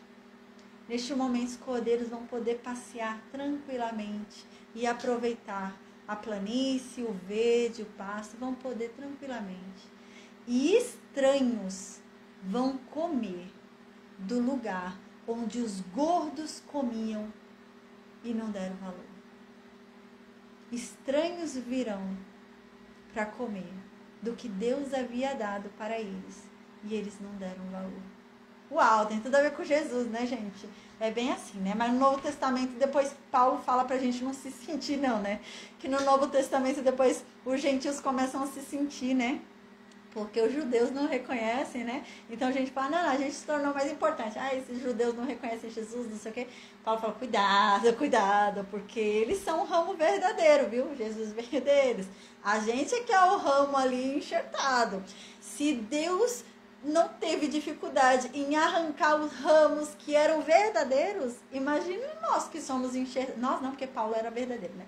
Imagina nós, gentios, que somos enxertados. Cuidado, não vai se sentir não, né? Então, Paulo diz isso. E é verdade, né? Mas é isso que está dizendo aqui, né? E fala muito sobre isso, né? Esse livro de Isaías, né? Fala muito sobre isso. Foi dada a eles uma oportunidade e eles rejeitaram. Então, Deus agora faria ciúme ao seu povo, chamando um povo que antes não era dele, que somos nós. E eles comerão daquilo que Deus havia dado para eles e eles rejeitaram. E é isso que está falando aqui agora. Então, quando Deus vier com justiça, né? Os cordeiros vão poder pastar tranquilo ali. E os estranhos virão, aqueles que não eram de Deus, aqueles que eram estranhos. Eles virão e vão comer dos lugares onde Deus havia dado para os gordos e eles destruíram. Eles não tiveram valor, não cuidaram. Então, no versículo 18 diz, Ai dos que puxam a iniquidade com cordas de vaidade, e o pecado como se fossem tirados de carro. Agora está falando um outro ai, né? Mais uma categoria aqui. Ele está dizendo sobre as pessoas que puxam a iniquidade com cordas de vaidade. Eles ficam praticando pecado, praticando mal por causa da própria vaidade. E eles ficam usando as cordas da vaidade, né, por si mesmo, para se encher, né, por vaidade, e eles ficam praticando pecado. Ai desses. E o pecado como se fossem tirantes de carro, né? Eles ficam puxando a iniquidade, o mal, né, e o pecado, né? E o pecado eles puxam como se fosse corda de carro, né? Nessa época, a gente lembra, não era carro igual a gente tem hoje, que tem um volante. Nessa época eram carros de boi, carros de cavalo. Então era um cinto, né? Tipo cinto. E você puxava, né? Quando você queria que o carro parasse, você puxava assim um animal, né? A carroça e tal, você puxava. E aí está falando, eles puxam o pecado dessa forma. Eles puxam o pecado como se fosse assim, eles puxam para perto dele o pecado. Esse povo está fazendo isso. E Deus fala, ai deles, viu? Ai deles. Eles ficam aproximando a iniquidade deles por vaidade, né? Eles ficam próximos à iniquidade por causa de vaidade e ficam puxando os pecados para si, como aqueles que ficam trazendo o carro, né? Versículo 19 diz assim, e dizem, né? Esse dizem não é que eles dizem isso, mas por meio dessa atitude é como se eles dissessem, né? Como eles ficam trazendo a iniquidade para perto de si e puxando o pecado como se estivessem segurando um carro de carroça, uma carruagem, né? É como se eles dissessem para Deus, se apressa, Deus, vem logo, acaba logo com sua obra, né? Para que a gente veja o que o Senhor vai fazer, né? Vem logo com seu conselho, Deus. Vem e para que a gente veja o que o Senhor vai fazer, o que o Senhor vai falar, né? Vem logo, né? E é nesse sentido que está dizendo. Não é que eles estão querendo que Deus venha logo, mas com as atitudes deles, eles estão pedindo para Deus vir logo. A gente lembra que, eu não lembro se era Isaías ou Oséias, a gente viu que um profeta havia falado isso, né? Com os pecados deles, eles, na verdade, estão adiantando o dia do juízo deles. Eles estão achando que o dia do juízo está longe. Eles estão achando que está muito longe de Deus julgar eles. Mas quanto mais eles pecam, quanto mais piora a perversidade deles, mais próximo está o juízo de Deus, mais perto está a vinda de Deus para julgar eles, né? É igual a gente, né? A gente lembra ali no Apocalipse tudo, né? Quanto pior ficar a iniquidade aqui nesse mundo, né? Quanto mais perverso ficar, quanto mais frio, quanto mais se esfriar, né? O amor, tudo, é mais próxima a vinda de Jesus. Porque é isso mesmo, né? A iniquidade, né? Tudo isso vai fazendo o quê? O dia do juízo ficar mais próximo. Então, em vez de ficar mais longe, não, você vai antecipando o dia do juízo com isso, né? Mas a Bíblia diz que não só isso, né? Outra coisa que é um sinal que Jesus vai estar voltando logo, né? É a gente espalhar a palavra de Deus, o evangelho de Cristo, né? Essa mensagem da salvação, né? A todos os povos. O quanto antes foi espalhado para todo mundo, quanto antes todos souberem da verdade, né? Mais rápido estará a volta de Cristo. Porque todos sabem da verdade, né? Então, cada um que responda por si, né? Então, todo mundo já sabe aí, amém. E aqui diz isso, né? Que eles ficam ali antecipando o julgamento. No versículo 20 diz assim, ai dos que o mal chamam bem e ao bem chamam mal, que fazem das trevas luz e da luz trevas, e fazem do amargo doce e do doce amargo. Então, eles ficam praticando mal e falam, ah, não tem problema não. Isso não é tão ruim não, não é mal não, ah, que bobeira, não. Ai desses que praticam o mal e ficam dizendo que não tem problema, que não é tão mal assim. Ai deles. E ai dos que o que é bom, eles dizem que é mal. Você vai, né, e fala algo que é bom para a pessoa fazer, que é bom que seja feito, aí a pessoa acha muito cansativo, muito pesado, muito oneroso, né? Ela fala, ai não, isso não é bom não, vou fazer não, né? Ai desses, que o que é bom ser feito, eles acham mal, e o que é mal, eles acham bom. Ai desses, ai daqueles que pensam que a treva é luz, que a treva é bom. Ai desses. E que pensam que a luz é trevas, que pensam que o bom é ruim, que a luz é ruim. Ai desses. Ai desses que são capazes de tornar o amargo doce. O que é amargo, eles experimentam e saboreiam como se fosse doce. O negócio é ruim, não podia ser feito e ele tem prazer em fazer. Ai desses. E ai do que o que é bom ser feito, ele transforma em amargo.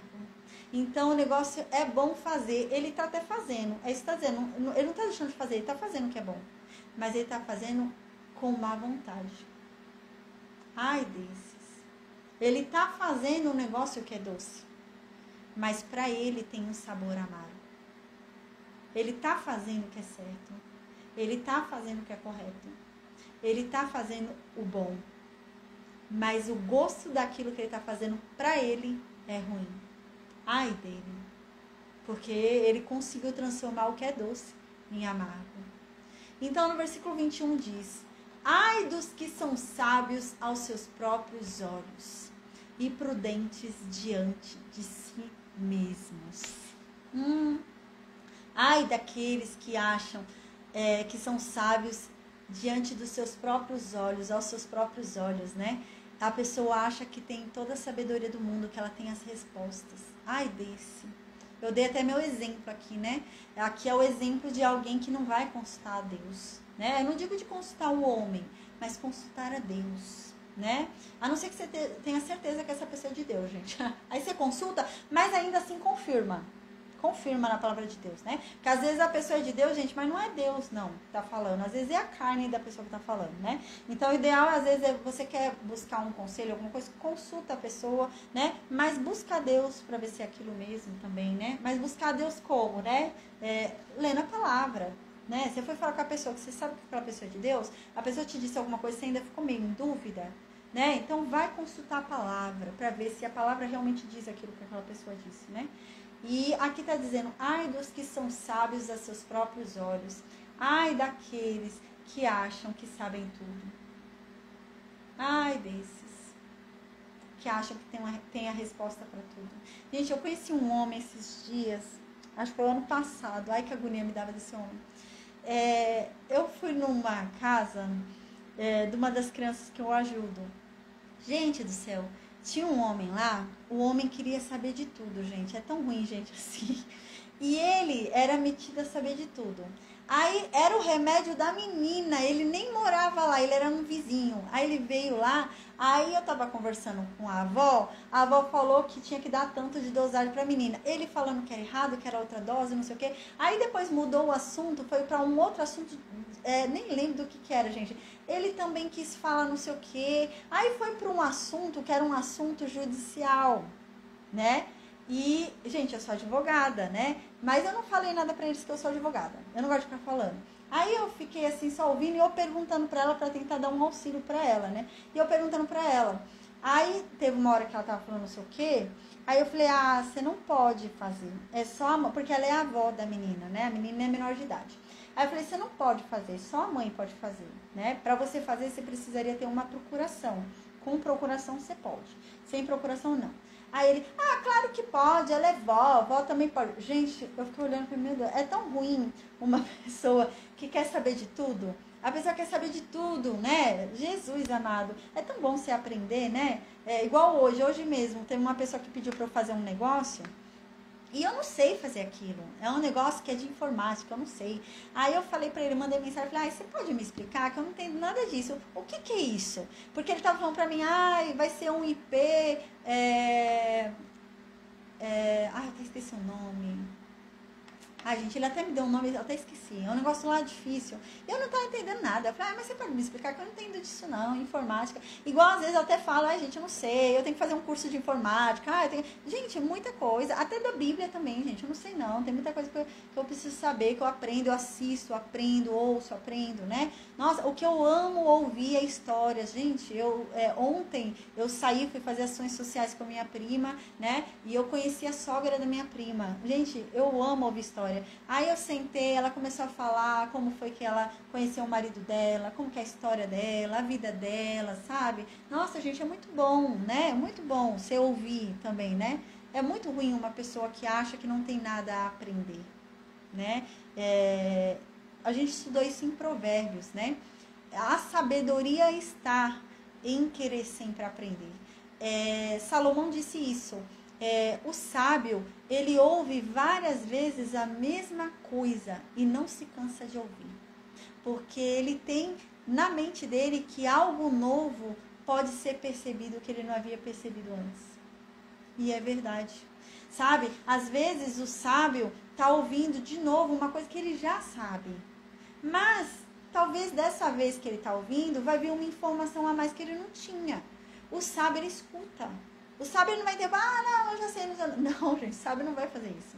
O sábio escuta, né? Salomão diz isso. O sábio ouve mais do que fala. Por isso que é sábio. Ele aprende muito, né? Então, ele ouve mais do que fala, né? Então, o princípio, parece até que a gente lembra que Salomão é antes, né, gente, de Sócrates, né? Bem antes. A gente lembra até ali na Grécia, ali os filósofos, a gente lembra que tem aquela, não lembro se é Sócrates, quem é agora, eu tô em dúvida, fala assim, só sei que nada sei, que o princípio do saber está nisso, só sei que nada sei, né? É isso, gente, é isso que Salomão já falava bem antes aí dos filósofos, né, de Sócrates e tal, bem antes Salomão já dizia, né, o saber está da gente reconhecer que a gente não sabe nada, isso é o saber, eu não sei nada, eu não sei, eu tenho muito a aprender, eu não sei nada ainda, meu Deus, eu tenho tanto ainda para aprender, né, e é essa a questão, ai daqueles que se julgam sábios, se acham inteligente demais, esperto demais, só eu tenho a resposta, só eu... Gente, é tão bom você estar aberto para ouvir, né? Tantas vezes eu já ouvi e falei, nossa, caramba, você tem razão. É verdade. Né? Às vezes eu tô aqui em casa, né? E meu marido fala uma coisa, eu fico olhando assim, você tem razão. É verdade, gente. Às vezes a gente nem para refletir no que o outro tá falando, né? E o outro tem razão, mas a gente quer ser o certo. A gente quer falar, não, eu tô certo, eu tenho sempre a razão. Não, né? É tão sábio, voltar atrás também é sábio, né? Reconhecer, né? A nossa ignorância é sabedoria. E aí está dizendo aqui no versículo 21, ai daqueles que se julgam sábios, se acham muito inteligente. Porque o problema daquele que se julga sábio é que ele não precisa buscar conselhos. Ele é muito sábio. Eu sou muito sábia, eu não preciso buscar conselho. Eu mesma me aconselho. Sou muito sábia. Não preciso de conselho de ninguém. E ai desses, né? Porque Deus diz que há um onde devemos nos aconselhar. Há um que devemos ouvir, que é Jesus. Deus disse isso, né? Eu até comecei a aula de hoje falando de Deuteronômio 18, Deus diz isso, né? Escutai a Ele. Porque Ele fala por mim.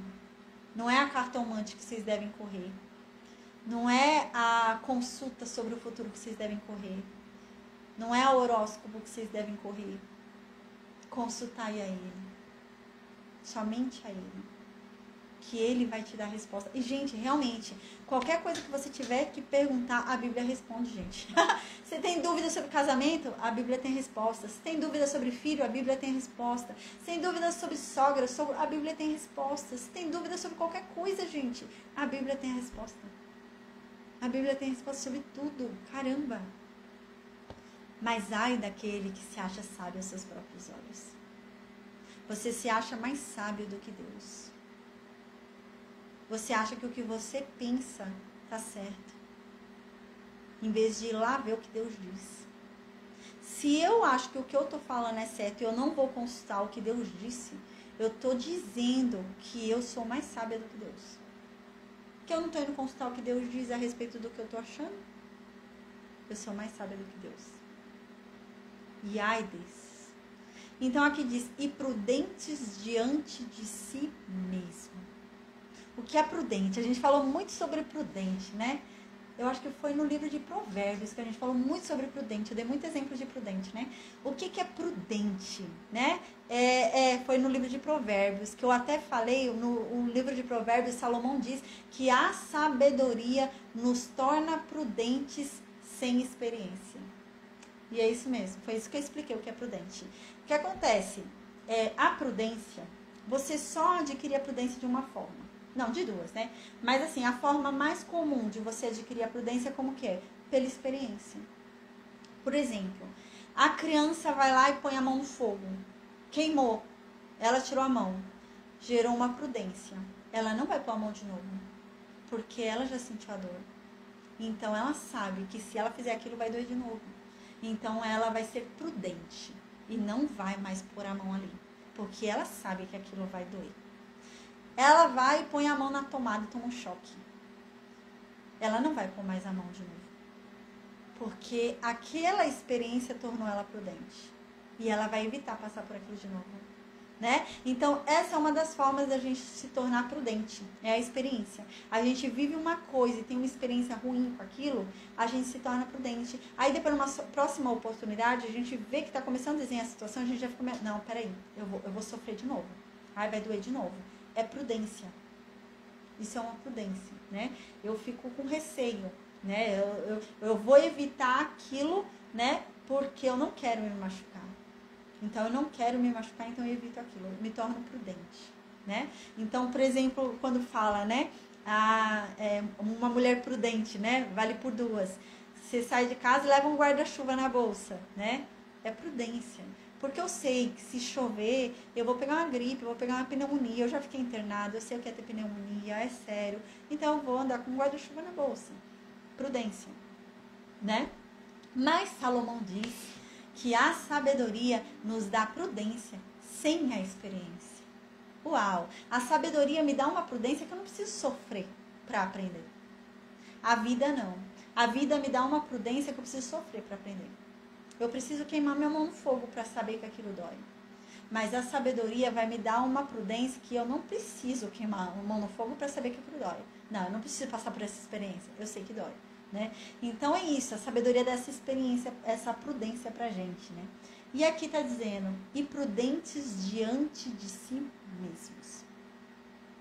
A gente é prudente, né? Então a pessoa, ai daqueles que são prudentes, né? É bom ser prudente. Mas ele só é prudente quando, tá dizendo aqui? Diante de si mesmo. Ele é só prudente pra ele. Quando é pro outro se machucar, tô nem aí. Eu sou prudente, mas comigo mesma. Eu sou prudente pra mim. O outro, eu sei que eu tô magoando o outro, mas tô nem aí. Eu não tô me magoando. Ah, eu sei que eu vou fazer o outro sofrer. Eu não tô sofrendo.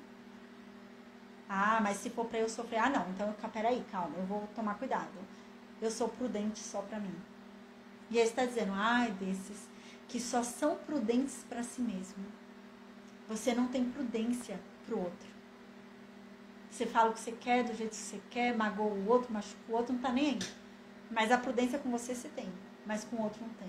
Ai daqueles que são prudentes diante de si mesmo.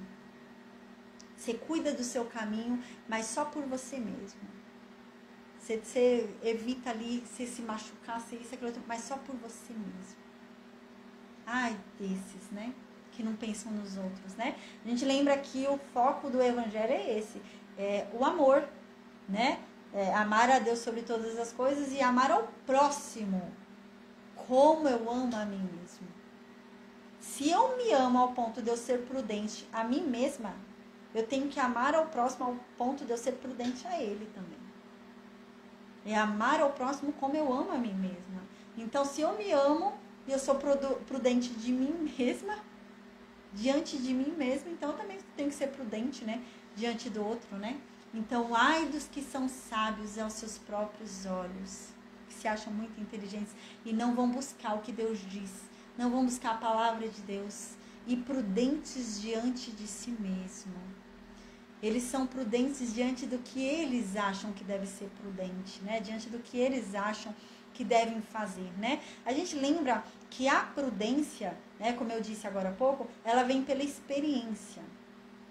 Então, a experiência me dá uma prudência, né? A outra prudência que é dada é pela sabedoria. Então, a sabedoria me dá uma prudência que eu não preciso passar por aquilo para que eu não sofro. Então, eu não preciso passar por aqui, eu não preciso passar por aquilo. Eu já sei que aquilo vai me fazer sofrer. Mas existem alguns que são prudentes diante de si mesmo. Então, eu tenho o meu nível de prudência. Então, isso convém. isso não convém. Ah, isso para mim convém. Ah, esse risco aqui eu vou passar. Né? Então eu não sigo a prudência da sabedoria de Deus, não sigo a prudência que Deus está me dando através da sabedoria dele, mas eu sigo a minha própria prudência. Ah, não, tá bom, isso daí eu vou correr o risco, vou aceitar o risco, tá tudo bem, né? Então, como eu disse no começo da aula de hoje também, é muito importante a gente entender que aqui quando a Bíblia diz, né, ser sábio aos seus próprios olhos, não significa que eu tenho que buscar a sabedoria qualquer. Eu devo buscar a sabedoria de Deus, porque Ele é o detentor de toda a sabedoria. Então, qual sabedoria que eu tenho que buscar? É de Deus. E onde que eu busco a sabedoria dele? Na palavra dele, né? Foi o que eu disse no começo da aula. Existem algumas pessoas que têm um problema muito grande. A pessoa quer ouvir aquilo que ela quer ouvir. Então, a pessoa vai lá buscar sobre a palavra de Deus no YouTube e ela já vai com um contexto já pronto. Então, ela vai colocar lá no YouTube, por exemplo, na palavra de Deus. Ela quer, por exemplo, colocar a mãe dela, vou dar um exemplo, quer colocar a mãe dela no asilo, por exemplo. E ela quer se sentir confortável com essa decisão de colocar a mãe dela no asilo. Aí ela vai falar assim, ai meu Deus, eu quero colocar minha mãe no asilo. O que ela vai fazer? Ela vai lá no YouTube e coloca assim, a Bíblia diz que eu posso pôr minha mãe no asilo. Gente, ela vai achar coisa dizendo que pode pôr a mãe no asilo. Né? E no YouTube você acha de tudo, acha pastor de tudo quanto é jeito, falando tudo quanto é coisa.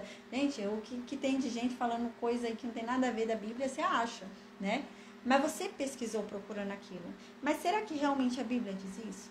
Né? Será que realmente é isso que a Bíblia diz? E aí está falando. A verdade é que essa pessoa está se enganando. Essa pessoa está fingindo buscar a sabedoria de Deus. Mas ela está? Não. Ela está buscando a sabedoria dela mesma. Porque se ela colocou ali já, Deus diz que eu posso pôr minha mãe no asilo. Se ela já colocou isso lá, ela está indo buscar a própria sabedoria dela, porque ela já pensa assim. Então não é isso que Deus está dizendo. Deus está dizendo para buscar a sabedoria dele. Não é o que eu acho, não é o que eu penso, é o que Deus diz. Será que Deus diz o quê? Então eu devo buscar a sabedoria dele. Ler a palavra, buscar, né? Tá bom, não dá tempo de eu ler a Bíblia inteira para achar a resposta. Mas eu vou lá, abro a pesquisa bíblica e coloco lá pai e mãe, filhos, e vou lendo tudo relacionado a isso. Alguma coisa eu vou achar. Deus vai ter falado alguma coisa sobre pai e mãe, sobre filhos, relacionado a isso. O que eu devo fazer com a minha mãe. Né? Eu vou achar algo sobre isso, tá? Então não é o que eu penso, é o que Deus diz, é isso que a gente deve buscar, né? Não é no sentido, tem muita gente que às vezes abre aí o YouTube e pesquisa devocional aí, né? E coloca o que quer ouvir. Não é isso que está dizendo aqui, né? Mas é o que realmente Deus disse, né? Você vê que você acha na internet o mesmo capítulo, gente, se você vê, existem 7 pastores falando coisas diferentes sobre o mesmo capítulo. Coisas totalmente contrárias, totalmente doidas, né? E o que é o verdadeiro? Qual que é o verdadeiro? Vai procurar na palavra. Vai ler a palavra, né? Você está em dúvida, se leu o capítulo e não entendeu? Lê uns capítulos antes, lê uns capítulos depois, tá? Porque às vezes a resposta está mais para frente ou mais para trás. Não deu para entender? Vai lá embaixo, procura a referência, vê se acha alguma referência ali. Tem referência? Está falando também sobre outros capítulos, outros livros? Vai ler lá também, que às vezes complementa, né? Amém, Ana Paula. Uma coisa vai complementando a outra. Vai lá ler, né? Tá em dúvida ainda? Vai estudar o tempo histórico. Que história, o que estava vendo naquele tempo, para eu entender o que está sendo falado aqui. Como que era a vida naquela época, né? O que estava sendo vivido, né? O que estava acontecendo? Era o que estava havendo ali, né? Isso é muito importante para a gente entender. Senão realmente, a gente pega lá um contexto que não tem nada a ver. A glória da segunda casa. Aí eu vou pegar um negócio da glória da segunda casa e vou falar, viva a transformação na minha vida. Gente, tem nada a ver. Entendeu? E tem muita gente fazendo isso. Então a gente tem que ter muito cuidado, né? Muito cuidado. Amém. Então aqui no versículo 22 vem com outro ai. Ai dos que são poderosos para beber vinho e homens do poder para misturar bebida forte, né? Ai daqueles, né, que são poderosos para beber vinho e homens de poder para misturar bebida forte, dos que justificam ao ímpio por suborno e ao justo negam a justiça, né? Ai daqueles que são poderosos para beber muito vinho. Você é tão poderoso que você pode beber muito vinho. Porque gente pobre não consegue beber muito vinho, né? Até onde o dinheiro dá. Então, assim, o poderoso que tem dinheiro pode beber muito vinho, né? Então, ai desses, né? E ai dos homens de poder que têm condições de misturar bebidas. A gente já tinha lido isso, né? O livro de Provérbios, né, diz isso. A bebida tira o entendimento da pessoa. A gente lembra até que a gente lê um livro de Provérbios, tem uma passagem ali bem triste sobre bebidas, né? Que você não tem domínio. Você não sabe nada do que aconteceu com você. No outro dia, você acorda machucado, ferido, sangrando, passando mal e não lembra o que aconteceu.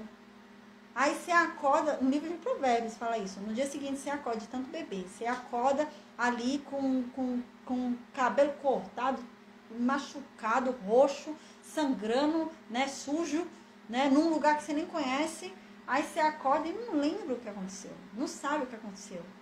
Aí o seu coração diz que você só vai ficar bem se você beber mais. Pra quê? Pra esquecer de novo. Você vai beber pra esquecer, pra viver esquecendo. E vai perder toda a vida e o domínio de si mesmo. E a Bíblia diz isso, né?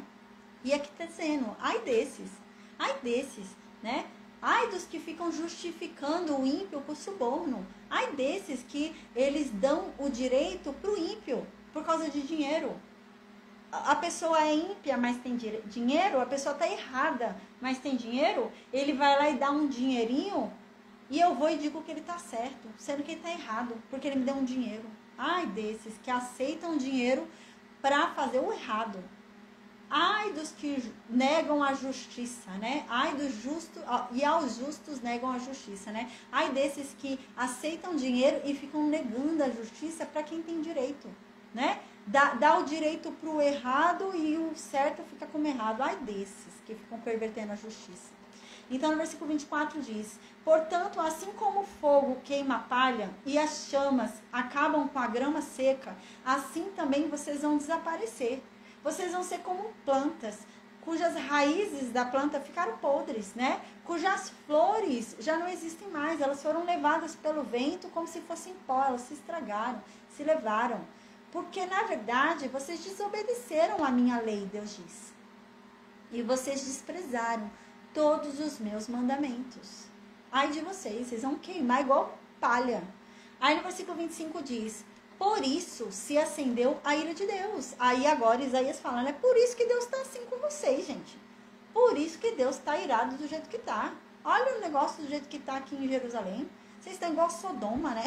Isaías vivia falando isso. Vocês estão igual Sodoma, vocês estão igual Gomorra. Ô povo de Sodoma, me escute, né? E é isso que ele está falando. Por isso que Deus está assim, por isso que as coisas estão difíceis para vocês. Por isso que o negócio está ruim do jeito que está, gente. Vocês não ouvem, não atendem a lei de Deus, não obedecem a Deus, não escutam os mandamentos dele, não ouvem a ele. Vocês perecem por falta de entendimento, vocês perecem por falta de conhecimento, né? A gente lembra que Isaías meio vem dando uma neles, né? Falando, até o jumento sabe identificar a voz do dono dele e vocês não sabem. Até o jumento sabe onde buscar o alimento dele lá na manjedoura. Vocês não sabem que vocês precisam buscar o alimento de vocês nas escrituras? Não, até o jumento é mais inteligente que vocês. Isaías vem bem duro, né? Aí no versículo 25, né, diz isso. Foi por causa disso. Foi por isso que a ira de Deus se acendeu contra vocês. Foi por isso que ele estendeu a mão de vocês e está ferindo vocês do jeito que está ferindo. Tanta cidade aí queimada e destruída no reino de Judá. Né? A gente lembra que no início do livro de Isaías disse que a única cidade que havia restado ali ainda era Jerusalém. Que as outras estavam tudo lá já queimada, destruída, né? E ele diz, é por isso, né? Que Deus feriu vocês. E Deus está fazendo com vocês de uma forma que até as montanhas estão tremendo de medo. E vocês não estão. Até as montanhas estão tremendo de medo e vocês não se consertam, né?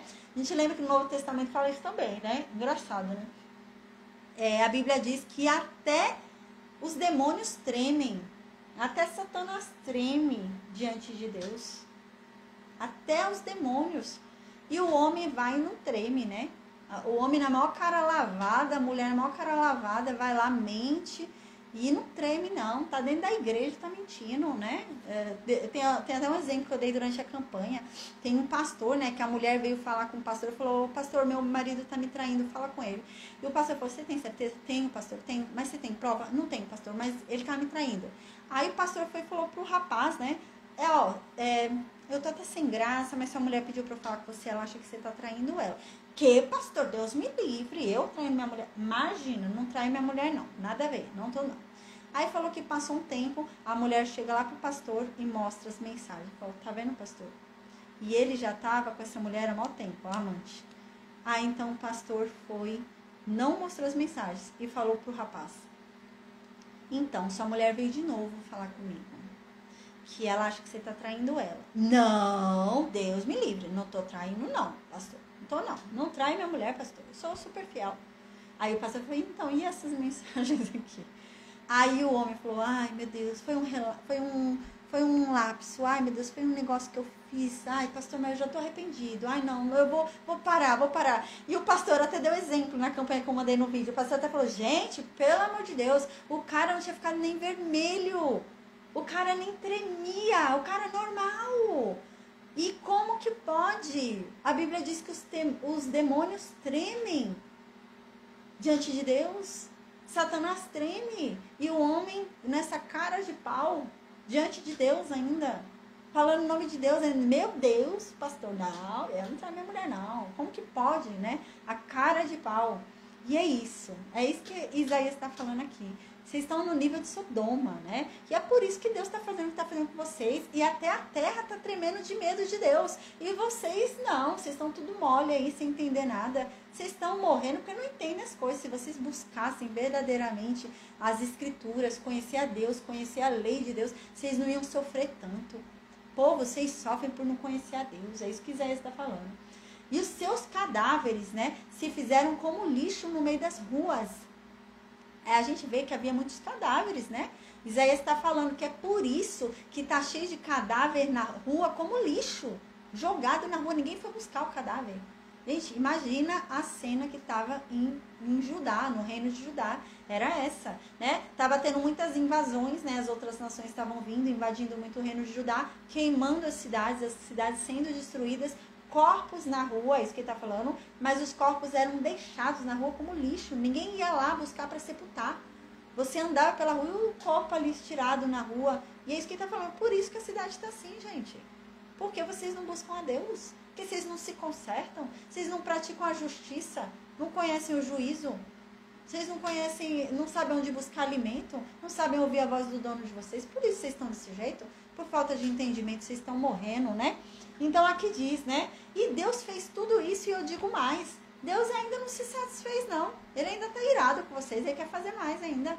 A mão dele ainda está sobre vocês, gente. O negócio ainda vai ficar pior. Vocês estão achando que o negócio já foi o bastante? Não, se vocês não se consertarem, vai piorar. Vocês têm que mudar, Isaías diz, né? Aí no versículo 26, Isaías fala agora, gente, sobre um reino que vai surgir e vai levar eles cativos. É a Babilônia, né? A gente vai ver. No versículo 26 diz isso. Aí diz, ó, Deus vai fazer o seguinte. Deus vai estender um estandarte aqui, ó, enorme, bem alto, para chamar nações de longe, para vir para cá, lá do fim da terra, lá do fim do mundo. Deus vai assobiar para elas virem para cá. E elas vão vir correndo. Elas vão vir rápido, vão vir depressa, vão vir ligeiro. E nesse povo que Deus está chamando para destruir vocês, não vai ter ninguém lá cansado, não. Não vai ter ninguém preguiçoso lá, não. Não vai ter ninguém lá que tropece. Eles vão vir com tudo. Ninguém lá vai tosquenejará, ninguém tosquenejará lá, né? Ninguém vai ficar na dúvida se vem ou não. Eles vão vir. Eles vão vir para cima de vocês. Né? E eles não vão dormir não, até que tenham conseguido. Eles vão vir levar vocês cativos, né? Não se lhe desatará o cinto dos seus lombos. Eles não vão desistir. Vão vir para a guerra mesmo, para tomar vocês. E nem se lhe quebrará a correia dos seus sapatos. Eles não vão ser impedidos não. Eu vou deixar eles entrarem aí e tomar essa terra e tomar vocês. Não vou impedir não, Deus está falando. Aí no versículo 28 diz, as flechas dele vão ser agudas. Eles não vão vir com bondade, não. Vai doer. Eles vão maltratar vocês. Não vai ser legal, não. O negócio vai ser fogo.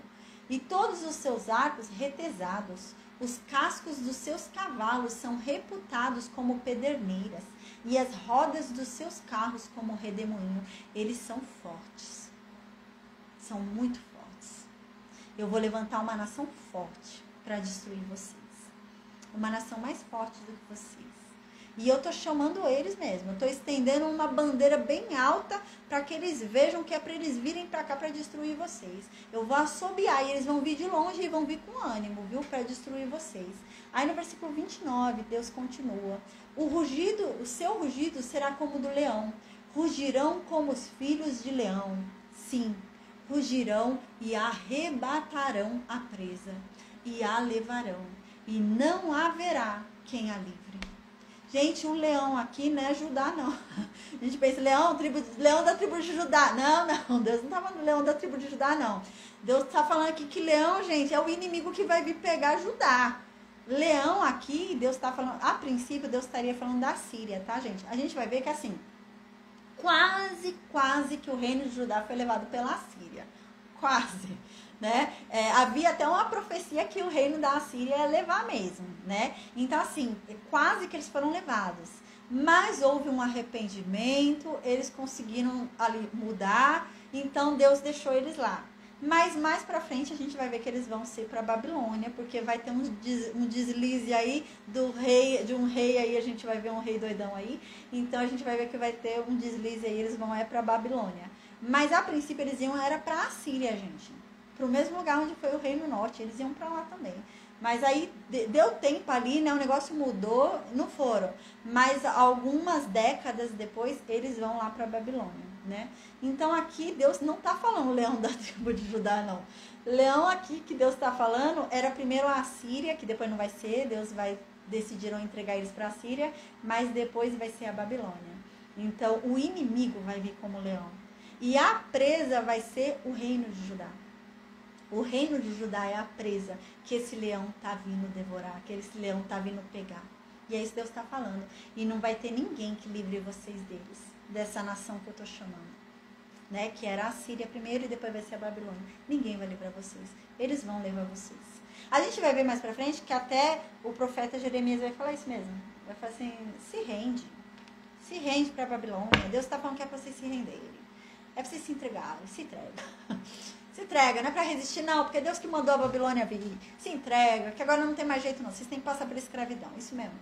Né? Então é isso mesmo, gente. Não vai ter quem livre, não. Né? E olha que Jeremias ainda vai pregar um tempo, mas não adianta nada. Esse povo, Jesus. A gente vai ver mais pra frente. Daqui a pouco já está chegando Jeremias aí. Amém. Então, agora, para finalizar a aula de hoje, amém. No versículo 30 diz: E bramarão contra eles naquele dia, como o bramido do mar.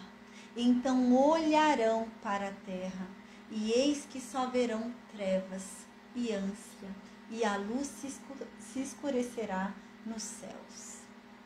Então diz que nesse momento, Judá vai tentar bramar, vai tentar lutar. Ele vai bramir como um mar, ele vai tentar, mas diz que ele vai olhar para a terra e ele só vai ver trevas. Ele só vai ver ânsia, né? E a luz se escurecerá nos céus, né? Não vai adiantar nada. Toda a força que Judá empenhar, tudo que ele tentar resistir, por mais que ele tente lutar contra essa nação, ele não vai conseguir. A luz deles se transformará em trevas e eles vão ser levados. A luz do dia se escurecerá nesse dia e eles vão ser levados por essa nação. Né? E é isso que vai acontecer, a gente vai ver, tá bom? Segunda-feira a gente vai começar o livro de Miqueias, tá? Segunda-feira a gente vai começar o livro de Miqueias e depois a gente vai voltar para o livro de Oséias, né? Porque Miqueias, ele começa a pregar no reinado de Jotão. E a gente está no reinado de Jotão, né? Então, Miqueias começa a pregar no reinado de Jotão, a gente vai começar o livro de Miqueias, tá? Vai voltar para o livro de Oséias e depois a gente volta para o livro de Reis, porque a gente vai ter que entrar num novo rei aí, que é o rei Acás, tá? Então a gente vai ter que entrar ali no reinado de Acás, lá no reino sul, Jotão vai morrer, tá bom? Mas antes da morte de Jotão, a gente vai ainda estudar um pouquinho Miqueias e estudar um pouquinho Oséias, tá bom? Então, amém, gente. Deus nos abençoe, nos guarde. Amém. O capítulo é longo, né? Foram 30 versículos, demorou um pouquinho hoje a aula, mas amém. Glória a Deus. É aquilo que é dito, né? Que a gente leia a palavra de Deus até a gente se exaustar nela, né? Então, amém, glória a Deus, amém. Mas é aquela exaustão boa, né? Aquele enfadamento que vem, mas pelo muito ler, pelo muito meditar, pelo muito estudar. E isso é bom, Deus se agrada disso, né? Não a gente se enfadar porque a gente tá cansado, termina logo, chatice, né? Não. Mas é aquela exaustão que vem do muito ler, do muito meditar, né? Amém. Que sejamos assim. Em nome de Jesus, amém. Então, gente, eu vou desconectar com o Facebook e Instagram, tá bom? Eu vou perguntar